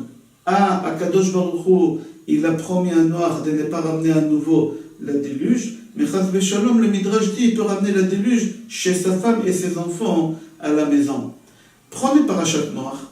Vous allez voir là-bas, Kadosh Baruch Hu dit à Noach de construire la Teva. L'auteur de la Teva, la longueur et la largeur. La longueur de la Teva, 300 Amma. La largeur, 50 Amma. Et l'auteur, 30 Amma. Ensemble, ça fait 300 plus 50 plus 30. Ça fait 380. C'est exactement la même valeur numérique de la langue Lashon, Lamed, Shin, Nun. Sans la lettre Vav. Pour cela, chacun doit faire attention, avant de dire un mot, comment il doit lui dire, est-ce qu'il y a un but, est-ce qu'il y a une raison, est-ce qu'on a le droit. La parashat qu'on a lue la semaine dernière, c'était parashat Shmini. Et dans parashat Shmini, on a parlé là-bas de quoi? On a parlé là-bas de tous les aliments qu'on a le droit de consommer. Dans notre parashat, dans les deux parachiotes, là, on traite de toutes les choses qu'on n'a pas le droit de faire sortir de la bouche. C'est-à-dire quoi? Que les deux parachiotes, ils sont mitoyens, Shmini, Tazria et Metzora, parce qu'il y a des gens qui font très attention à tout ce qu'ils font rentrer dans leur bouche. Ils prennent le paquet à le lire entre les lignes et à comprendre les colorants, les E102, tous les détails. Mais est-ce que tu fais la même chose aussi au moment que tu fais sortir quelque chose de ta bouche? Est-ce que tu regardes entre les lignes? Est-ce que tu regardes entre les lettres? Est-ce que tu peux dire cette chose, oui ou non? Non, pas souvent. C'est pour ça qu'on dit « Mavet ve'achaim be'yad halashon ». La vie et la mort, elles dépendent de la langue. Un jour, il y a un roi qui avait un conseiller qui s'appelait Chacham Tsarfati. Il avait un conseiller qui s'appelait Tsarfati. Et il y a un arabe qui était jaloux. Il était jaloux de ces juifs-là. Et chaque fois quand il marchait dans la rue, ces juifs, cet arabe, il venait, il l'insultait. Le roi, quand il a entendu ça, il a convoqué les juifs, il a dit, je t'ordonne que la prochaine fois, tu lui coupes la langue. Le juif, il lui a dit, d'accord. Le juif, il est parti voir cet arabe, et il a commencé à lui donner des cadeaux, jusqu'à ce que cet arabe, il a changé sa langue. Au lieu de maudire ce juif, la Chacham Tsarfat, il a commencé à le bénir tout le temps. Un jour, le roi, il a entendu que ces juifs, Chacham Tsarfati, il n'a pas coupé la langue à cet arabe-là, à ce Ishmaéli. Il a convoqué Chacham Tsarfati. Il lui a dit, je t'ai demandé de couper la langue. Pourquoi tu ne lui as pas coupé la langue? Il lui a dit, mais bien sûr que je lui ai coupé la langue. Alors le roi, il a demandé de ramener cet arabe. Il voit que l'arabe, il parle. Il a dit, mais il parle. Il dit, non, tu m'as demandé de lui couper la langue. Avec quoi il me maudit? avec quoi il me dit des choses méchantes. Il n'y en a plus, je lui coupais. La langue qu'il a, c'est une langue qui est cachère. Rabbi Shimon Bar Yochai dit dans le Midrash que lui, s'il aurait été au mont Sinaï, il aurait demandé à Kadosh Baruch Hu qu'il donne 2 bouches à l'homme. Rabbi Shimon Bar Yochai, il écrit dans les Zohar, si j'étais présent au mont Sinaï, j'aurais demandé à Kadosh Baruch Hu qu'il met à l'homme 2 bouches. Pourquoi une seule bouche? Pourquoi 2 bouches? Dans une seule bouche, je vais manger, et dans l'autre bouche, je vais parler la Torah. Quelques temps après, Rabbi Shimon Bar Yochai, il a écrit dans le Zohar, il a dit non, je change d'avis. Je vois le mal que les gens ils font avec leur bouche, la destruction qu'ils ramènent au monde. Alors j'ai dit déjà avec une seule bouche, ils ramènent une destruction au monde. À plus forte raison, avec 2 bouches, qu'est-ce qu'ils vont faire? Alors je demande à Kadosh Baruch Hu qu'il laisse une seule bouche et pas 2 bouches. Dans notre paracha, on parle de celui qui parle la Lashon Hara. Il aura une maladie spirituelle qu'on l'appelle Tsarat, la lèpre. Celui qui parle la Lashon Hara, Kadosh Baruch Hu, il lui envoie cette maladie. Pourquoi? Pour la simple raison, si tu as parlé la Lashon Hara, parce que ton but c'était séparer 2 personnes. Si tu as voulu séparer 2 personnes, alors Kadosh Baruch Hu, il va te faire séparer de ta famille, de ta femme, de toute la communauté. Pendant quelques jours, tu vas être à l'extérieur. Dans le livre Chovat HaLevavot, il rapporte là-bas qu'au moment qu'un homme parle la Lashon Hara sur quelqu'un d'autre, alors Kadosh Baruch Hu, il lui enlève tous les mitzvot qu'il a fait et il les donne à celui qui lui a parlé sur lui la Lashon Hara. Si par exemple, moi, David, j'ai parlé la Lashon Hara sur Shmuel, alors Kadosh Baruch Hu, il prend tous les mitzvot de David et il les donne à Shmuel. Parce que j'ai parlé de Shmuel la Lashon Hara. Dans la prière, on demande à Kadosh Baruch Hu et on ne se rend même pas compte. On demande à Kadosh Baruch Hu Vesim chelkenu imahem ul'olam lo nevosh. Dans l'Amida, on demande à Kadosh Baruch Hu que notre part de monde futur, il le donne aux tzadikim. Depuis quand tu es en train de faire des mitzvot, tu es en train de transpirer dans ce monde-ci, tout ça pour avoir une part dans le monde futur, et toi dans l'Amida, 3 fois par jour, tu demandes à Kadosh Baruch Hu Vesim chelkenu imahem, mets notre part avec eux, même ma part à moi, donne ma part à moi aux tzadikim. Pourquoi tu donnes ta part aux tzadikim? Tu as tellement assez pour toi que déjà tu distribues aux autres. Chafetz Chaim répond, il dit non. Au moment qu'on parle la Lashon Hara sur quelqu'un, alors notre part de monde futur, il va chez cette personne. Venez, on va dire que j'ai parlé la Lashon Hara sur 2 personnes, un tzadik et un rachat. Alors Akadosh Baruch Hu, il prend la moitié, il donne au tzadik, et l'autre moitié, il donne au rachat. Dans la prière, on demande à Kadosh Baruch Hu, si j'ai parlé la Lashon Hara sur un rachat et sur un tzaddik, ma part dans le monde futur, je te demande, Hachem, donne-la au tzaddik, pas au rachat, tout entière au tzaddik. Pourquoi? Parce que le rachat, lui, quand il va arriver en haut, il n'aura rien à lui. Il n'aura aucun crédit. Alors lui, il va être content de trouver ma part. Mais le tzaddik, il aura tellement le sien qu'il n'aura pas besoin de le mien, il va me les rendre. Comme ça, Chafetz Chaim dit. Dans le Midrash Vaikra Rabba Perek Tetzain, parce que grave c'est rapporté là-bas, je l'ai à l'intérieur. Amar Rabbi Yoshua ben Levi. Rabbi Yoshua ben Levi dit Chamesh Torot Ktuvot Bemetzora. Au sujet de lépreux, c'est marqué 5 fois le mot Torah. 5 fois le mot Torah. La première fois c'est marqué Zot Torat Nega Tzarat. La deuxième fois c'est marqué Zot Tiye Torat Ametzora. La troisième fois, c'est marqué Zot Torat Asher Bo Nega Tzarat. La quatrième fois, Zot Torah Lechol Nega Tzarat. Et la 5e fois, c'est marqué Zot Torat Tzarat. Le Midrash il continue, il dit concernant le deuxième, Veomer Zot Tiye Torat Ametzora. C'est-à-dire qui il aura la lèpre, Amotzi Shemra.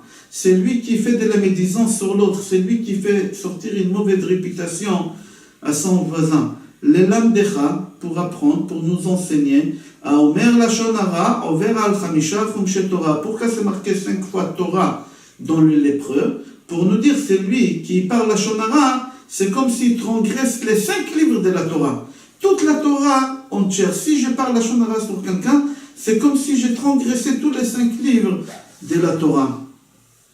Le Pninim Yekarim, il dit sur cette Midrash, il rajoute un peu plus sur ça. Et il dit, j'ai trouvé dans chaque livre de la Torah, il y a 5 livres, Bereshit, Shmot, Vaikra, Bamidbar, Dvarim. Dans chaque livre, j'ai trouvé qu'on parle là-bas des lépreux, de celui qui parle Lachon Hara. Dans Sefer Bereshit, là-bas c'est rapporté concernant les serpents, qu'il a parlé Lachon Hara sur Hachem. Et il a dit, Me'aetz achal ou bara olamo. Le serpent, il a dit à Chava, Hachem, il a mangé de cet arbre de connaissance, et c'est comme ça qu'il a eu la connaissance pour créer le monde. Chaz v'shalom. Il a parlé Lachon Hara. Dans le livre Shemot, c'est rapporté, Achen noda adavar. C'est-à-dire quoi, Achen noda adavar? Au moment que Moshe Rabbeinu, le lendemain, il a vu, et le premier jour, c'était un Égyptien qui frappait un Juif. Le lendemain, il a vu 2 Juifs qui se battent. Il lui a fait la remarque, pourquoi tu tapes ton frère? L'autre, il lui a dit, Mi samcha lesar veshofet alenu. Alors, Geni ata omer, qui t'a mis un juge? Est-ce que tu veux me tuer comme tu as tué hier? Moshe Rabbeinu, il a dit, Achen noda adavar. Maintenant, je comprends pourquoi Kadosh Baruch Hu, il a donné l'esclavage au Béné Israël. Pourquoi? Parce que c'est des rapporteurs. Ils racontent la Shonara. Quelqu'un, il m'a vu, il a raconté à l'autre, et l'autre à l'autre, et ça a été rapporté chez tout le monde. Maintenant, je comprends pourquoi. Deuxième endroit où on voit les lépreux dans Sefer Shemot, Vayave yado bechiko veyotzi'ea, ve'ine yado metzora'at kasher. Là-bas, Chazal disent pourquoi Moshe Rabbeinu il a mis la main ici, il a retiré, il a eu de la lèpre. Pourquoi? Parce qu'il a parlé la Lachon Hara sur Béné Israël. Qu'est-ce qu'il a dit Moshe Rabbeinu du mal sur les Béné Israël? Il a dit à Kadosh Baruch Hu, Vehen, lo ya'aminu li velo yishme'u bekoli. Ils vont pas me croire, c'est un peuple dur. Ils vont pas me croire, ils vont pas m'écouter, ils vont pas me suivre. Qui t'a dit? Pourquoi tu parles comme ça? Pourquoi tu parles la Lachon Hara? Mais Moshe Rabbeinu, il a dit à Kadosh Baruch Hu, il lui a donné la lèpre tout de suite. Dans le 3e livre de la Torah, dans Sefer Vaikra, c'est marqué Lo telech rachil be'amecha. Et là-bas, dans Sefer Vaikra, on parle dans notre paracha, les 2 parachiotes, Tazria, Metzora, on parle là-bas de toutes les maladies, des taches et de toutes sortes de maladies de corps, des meubles de la maison, des habits, des murs de la maison, etc. 4e livre, Sefer Bamidbar. On parle là-bas de la Shonara que Myriam a parlé sur son frère. Myriam, elle a dit à Aaron, son frère, que Moshe, il a pris une femme noire. C'est-à-dire quoi une femme noire? Elle était tellement belle, alors il n'y a aucun doute dans sa beauté. Comme le noir, c'est noir, et personne dit quelque chose de contraire, c'est exactement qu'est-ce qu'elle a voulu dire. Elle n'avait pas le droit de dire une chose pareille, que la femme de Moshe, elle est tellement belle, que tout le monde sont d'accord qu'elle est belle. C'est pour ça qu'elle a dit qu'elle est noire. Le 5e livre, dans Sefer Devarim, c'est marqué, Ishamer benegat tzarat. Dans chapitre Chavdalet, je crois, pasuk Chavret, là-bas, on parle, dans Sefer Devarim, encore de tzarat. Zachor et asher asa Hashem elokecha le Myriam. 2e endroit dans Sefer Devarim, Akadosh Baruch Hu te dit, souviens-toi qu'est-ce que j'ai fait à Myriam. Elle a parlé la Shonara, elle a eu la lèpre. Toi aussi, si tu parles la Shonara, tu auras la lèpre. C'est-à-dire, le Pnenim Yekarim dit que dans toute la Torah, dans chaque livre de la Torah, dans les 5 livres de la Torah, ils nous disent qu'il faut faire attention concernant le Lachon Hara. Et c'est pour ça que c'est marqué Torah 5 fois, comme c'est rapporté dans Midrash Vaikra. Pour te dire que dans chaque livre de la Torah, Kadosh Baruch Hu nous a dit de faire attention concernant le Lachon Hara. Il y a une Gemara dans Yerushalmi, Gemara Brachot, Perek Aleph, Alachabet, Amar Rabbi Shimon Bar Yochai, Ilo haiti behar Sinai בשעה שניתנה תורה לישראל, הייתי מבקש מהקדוש ברוך הוא שיברא לאדם 2 פיות, אחד לדברי תורה ואחד לשאר צרכים. Moshe Rabbeinu il a dit, comme ça c'est rapporté dans Yerushalmi, si j'étais présent au mont Sinaï au moment qu'Akadosh Baruch Hu il est descendu pour nous donner la Torah par Moshe, j'aurais profité de dire à Hachem, pourquoi tu nous as donné une seule bouche? Il fallait nous donner deux bouches, une pour la Torah et l'autre bouche c'est pour nos besoins à nous quotidiens. Comme ça il a dit. Chazal bo mima she'amar. Après il a changé d'avis plus tard Rabbi Shimon Bar Yochai. Il a dit si l'homme avec une seule bouche il détruit le monde avec sa langue, alors s'il avait 2 bouches, à plus forte raison qu'il aurait détruit le monde beaucoup plus vite.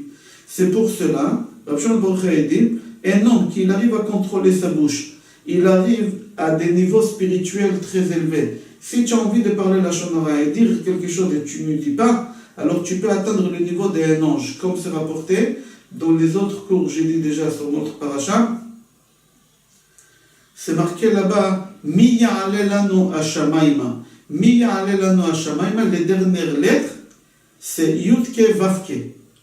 Les premières lettres, c'est Maboul. C'est-à-dire, c'est lui qui parle la Lashon Hara, il ramène la déluge sur sa famille. C'est lui qui ne parle pas la Lashon Hara, il peut atteindre le niveau d'un ange et monter au ciel comme un ange et s'attacher à Hachem, parce que les dernières lettres, c'est Yudke Vavke. On dit, regarde à quoi il a mérité Moshe Rabbeinu. À nous faire sortir d'Égypte, à parler avec Akadosh Baruch Hu, mi-pe el-pe, tous les mérites qu'il a eu Moshe Rabbeinu. Grâce à quoi? Tout simplement. Mishum shaya kvad pe ou kvad lashon. Parce qu'il bégayait, il était muet, il ne pouvait pas parler. Suite à ça, il n'a pas fait la Lashon Hara. Ah, il n'a pas fait la Lashon Hara, alors il a mérité à s'attacher à Hachem et à faire tout ce qu'il a fait. Dans le Midrash Vayikra Rabbah, là-bas on raconte une histoire qu'un jour il y a un bonhomme qui est sorti dans la place de marché et il a crié Mi ha'ish chafetz chaim. Qui c'est l'homme qui veut acheter une cachette et qui va rester vivant à vie? Si une cachette, celui qui y prend ne mourra jamais. Qui veut acheter ça? Plein de gens ils sont venus autour de lui. Moi, qui a envie de mourir? Personne. Tous les gens ils ont dit on veut acheter. Là-bas c'est rapporté que Rav Yanaï, il était à sa fenêtre au moment qu'il a entendu ça. Et il a fait un signe à ses vendeurs de venir chez lui. Au moment qu'il est venu chez lui, il lui a demandé qu'est-ce que tu vends? Tu es en train de vendre quoi là? Je suis prêt à acheter. Il lui a dit Atalot tzarich velo ledomim lecha. Il lui a dit toi tu n'as pas besoin de se cacher ni ceux qui te ressemblent. Rav Yanaï, il a dit non, je veux l'acheter. Qu'est-ce que ça veut dire ça? Il a dit bon d'accord, tu veux que je te vende, il n'y a pas de problème. Il a fait sortir de sa mallette sa marchandise et ce n'était pas des cachets, c'était un livre de Tehillim. Et il a lu le Tehillim. Là-bas c'est marqué Mi ha'ish chafetz chaim. Qui c'est l'homme qui veut être éternel? Netzor leshoncha mera usfatecha midaber mirma. Sur mera va'aset tov. Si tu veux avoir la vie éternelle, il n'y a pas de problème. Comme ça c'est marqué dans le Tehillim. Ferme ta bouche, tourne ta langue 7 fois avant de dire quelque chose et tu auras la vie longue. On pose la question, pourquoi ce vendeur, il est parti dans cette ville? Cette ville, elle s'appelait Tzipori. Pourquoi il est parti dans cette ville? Lui, il habitait dans une autre grande ville. Pourquoi il est venu jusqu'à Tzipori pour leur proposer cette marchandise? Pour la simple raison que Shabbat, les gens à la synagogue, ils s'ennuyaient. Alors plus Shabbat, elle sortait tard, plus ils parlaient la Lashon Hara. Il ramenait le feu au monde, il ramenait la maboule au monde, il ramenait la déluge sur eux. Et la ville de Tzipori, c'était la ville où Shabbat il sortait le plus tard. Alors c'est-à-dire là-bas, il parlait encore plus la Lashon Hara. C'est pour ça qu'il est parti dans cette ville et pas dans une autre ville. Parce que dans cette ville, on parlait beaucoup plus la Lashon Hara. Pourquoi? Parce que cette ville, elle était sur la montagne. Et là-bas, Shabbat, elle sortait très très tard par rapport aux autres villes. Alors pour cela, il est parti là-bas, il leur a parlé de la Lashon Hara, et il leur a dit, c'est lui qui parle la Lashon Hara, il peut ramener chez lui à la maison des disputes. Comme ça, c'est rapporté au nom de Rabbi Yosef Mipuzna. Il rapporte ça d'après le Zohar HaKadosh, par rapport au pasuk Lo teva'aru esh bechol moshvotechem. C'est marqué dans la Torah, n'est pas allumé des feux dans l'endroit où vous habitez. C'est-à-dire quoi, n'allumez pas le feu dans l'endroit où vous habitez? Le feu, c'est le maboul, c'est la déluge. Si vous ne voulez pas que le feu consume votre maison, n'y parlez pas la Lashon Hara. Le pasuk qui parle de quel jour? Il parle des jours de Shabbat. Puisque ça parle des jours de Shabbat, c'est pour ça lui il est venu dans cette ville où Shabbat il sort le plus tard possible. C'est les deux parachiotes qui sont mechoubarot. Dans ces deux parachiotes, on parle beaucoup des signes de la lèpre. Akadosh Baruch Hu, il donne cette maladie spirituelle à celui qui parle la Lashon Hara.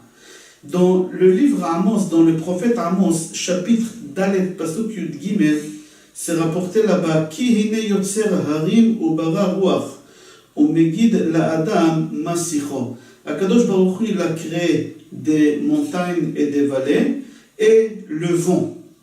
Et Akadosh Baruch Hu dira à l'homme, après ses 120 ans, tout ce qu'il a fait sortir de sa bouche. Quel rapport les montagnes, les vallées, le vent et la parole de l'homme après les 120 ans? Rab Chaim Mivolojin, il explique. Au moment qu'on dit Masicho, c'est-à-dire qu'Akadosh Baruch Hu, après les 120 ans de l'homme, Akadosh Baruch Hu, il va rapporter au monde futur un CD et il va te faire écouter tout ce que l'homme a dit de sa bouche. Et pas seulement ils vont lui faire écouter tout ce qu'il a dit dans sa bouche, ils vont lui montrer tout ce que ses paroles ils ont causé, toutes les destructions que les paroles qu'il a dit ils ont causées dans le monde. Et là-bas on va lui reprocher, on va lui dire pourquoi tu as fait tout ça? Et là l'homme il va dire mais qu'est-ce que j'ai fait? J'ai dit que des paroles, j'ai pas fait plus que ça. J'ai dit quelques mots, c'est tout, j'ai rien fait de plus. Au moment que tu parles, il y a du vent qui sort de ta bouche. Il y a du vent. J'ai fait sortir un peu de vent de ma bouche. Je n'ai pas fait plus que ça. Au moment que l'homme il arrivera après 120 ans au tribunal céleste, d'abord ils vont lui montrer la force de la parole. Qu'est-ce qu'elle a causé? Sa parole à lui, toutes les destructions que sa parole elle a causées dans le monde bas et dans le monde spirituel. Le Ben Ishraï, c'est comme ça que Chaim Volojin explique. Le Ben Ishraï, il pose la question pourquoi Akadosh Baruch Hu, il a créé des montagnes dans le monde? C'était pas plus simple de créer le monde sans montagnes? Sans montagnes, sans montées, descentes. Beaucoup de complications, ces montées, ces descentes-là. Et là, le Ben Ishraï dit qu'Akadosh Baruch Hu, il a créé le monde comme ça pour notre bien-être. Pourquoi? Parce que les montagnes, ils bloquent le vent. Si le monde il était droit, sans montagne, alors on aurait eu,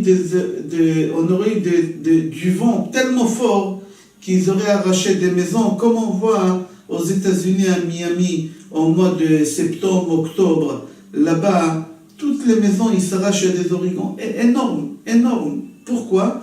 Parce que là-bas, il n'y a pas de montées et de descentes, c'est droit. Et Akadosh Baruch Hu, s'il aurait créé le monde comme ça, alors le monde il aurait été détruit. C'est-à-dire qu'Akadosh Baruch Hu, il a créé des montagnes pour stopper le vent. Pour stopper le vent. Alors la question elle se pose, le Ben Ishraï dit, si Akadosh Baruch Hu, il a créé les montagnes pour stopper le vent, pourquoi Akadosh Baruch Hu, il n'a pas créé le monde sans montagne et sans vent? On n'aura pas besoin ni des montagnes ni des vents et tout a été résolu. Le Ben Ishraï répond qu'Akadosh Baruch Hu, il a créé le vent tout simplement pour dire à l'homme, regarde qu'est-ce que le vent peut faire. Regarde qu'est-ce que le vent peut faire.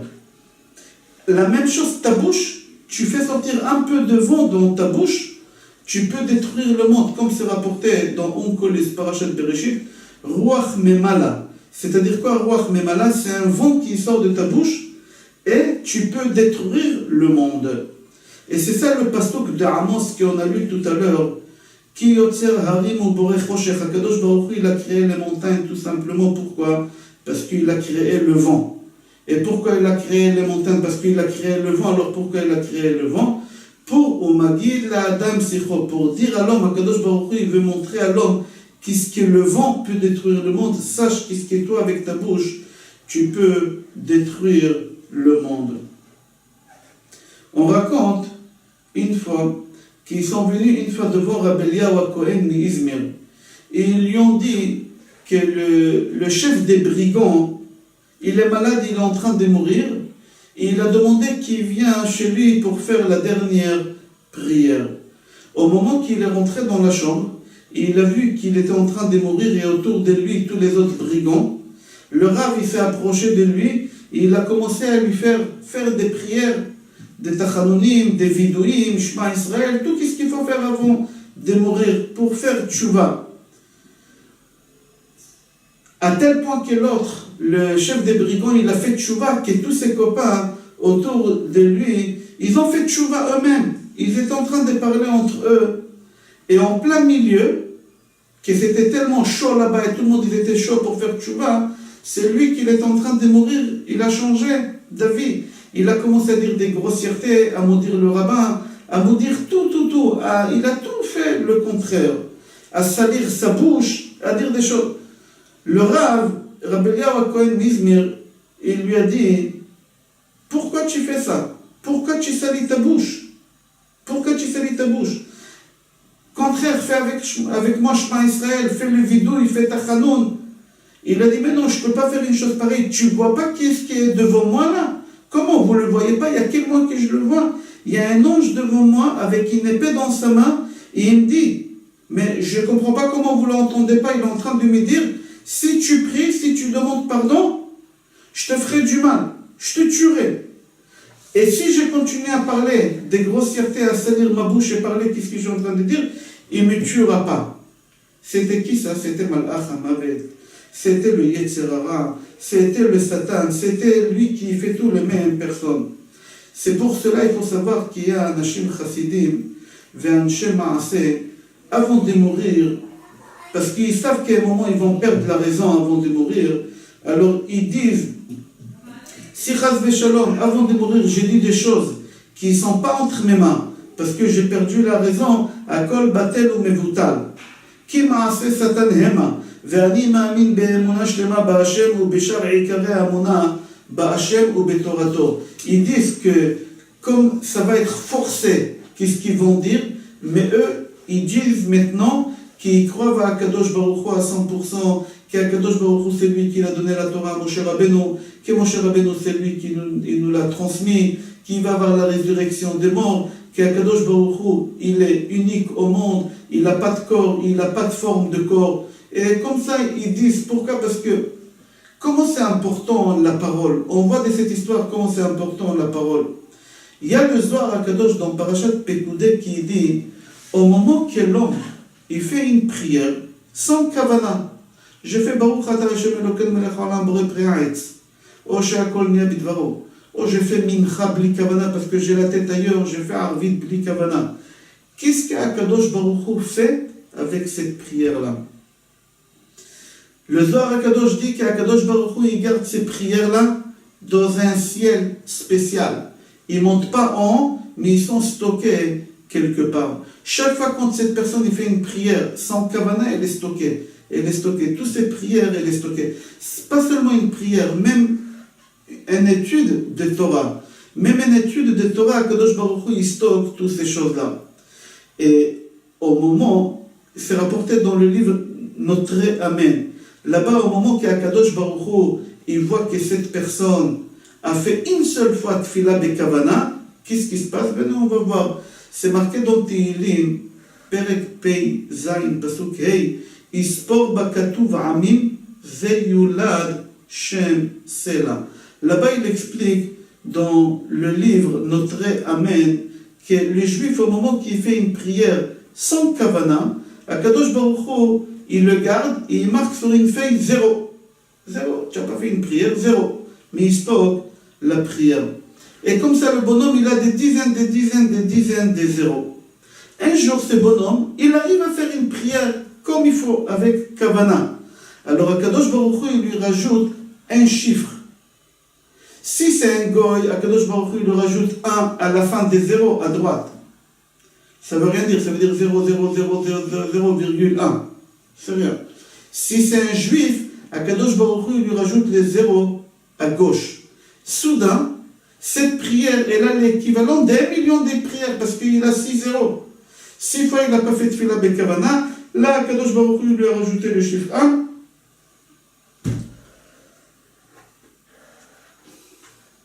Comme ça, c'est rapporté, 7 zéros, pardon. Comme ça, Kadosh Baruch Hu, il fait. C'est pour cela, l'homme, il doit savoir que pas seulement les prières, ils sont stockées, pas seulement les études de Torah, ils sont stockées, et Akadosh Baruch Hu, il rajoute des zéros, et pardon, sur les zéros, il rajoute le chiffre 1 à gauche. Akadosh Baruch Hu aussi sur les paroles. Si tu as dit une parole sans comprendre, Akadosh Baruch Hu, il la stocke, et il la stocke, et il la stocke. Le jour que tu vas dire une parole mauvaise, Akadosh Baruch Hu, il va te faire payer, il va écrire le 1. Si Akadosh, en débit, si on peut appeler ça, si tu dis des bonnes paroles, Akadosh Baruch Hu, il va te marquer quand même le chiffre 1, mais en crédit. Comme pour les prières, comme pour les études, c'est exactement pour les paroles, pour le Lachon Hara. Si tu fais tchouba et tu parles du bien, alors Akadosh Baruch Hu te mettra 1 à gauche. Si tu continues à parler du mal, Akadosh Baruch Hu te mettra toujours 1 à gauche, mais ça sera compté comme Lachon Hara. Et là, sur cette personne-là, Akadosh Baruch Hu, il ramène, Chaz v'Shalom, cette maladie qui est dans notre paracha, on parle. Je vous souhaite Shabbat Shalom, Bracha ve'Hatzlacha, Besorot Tovot et Kol Tov.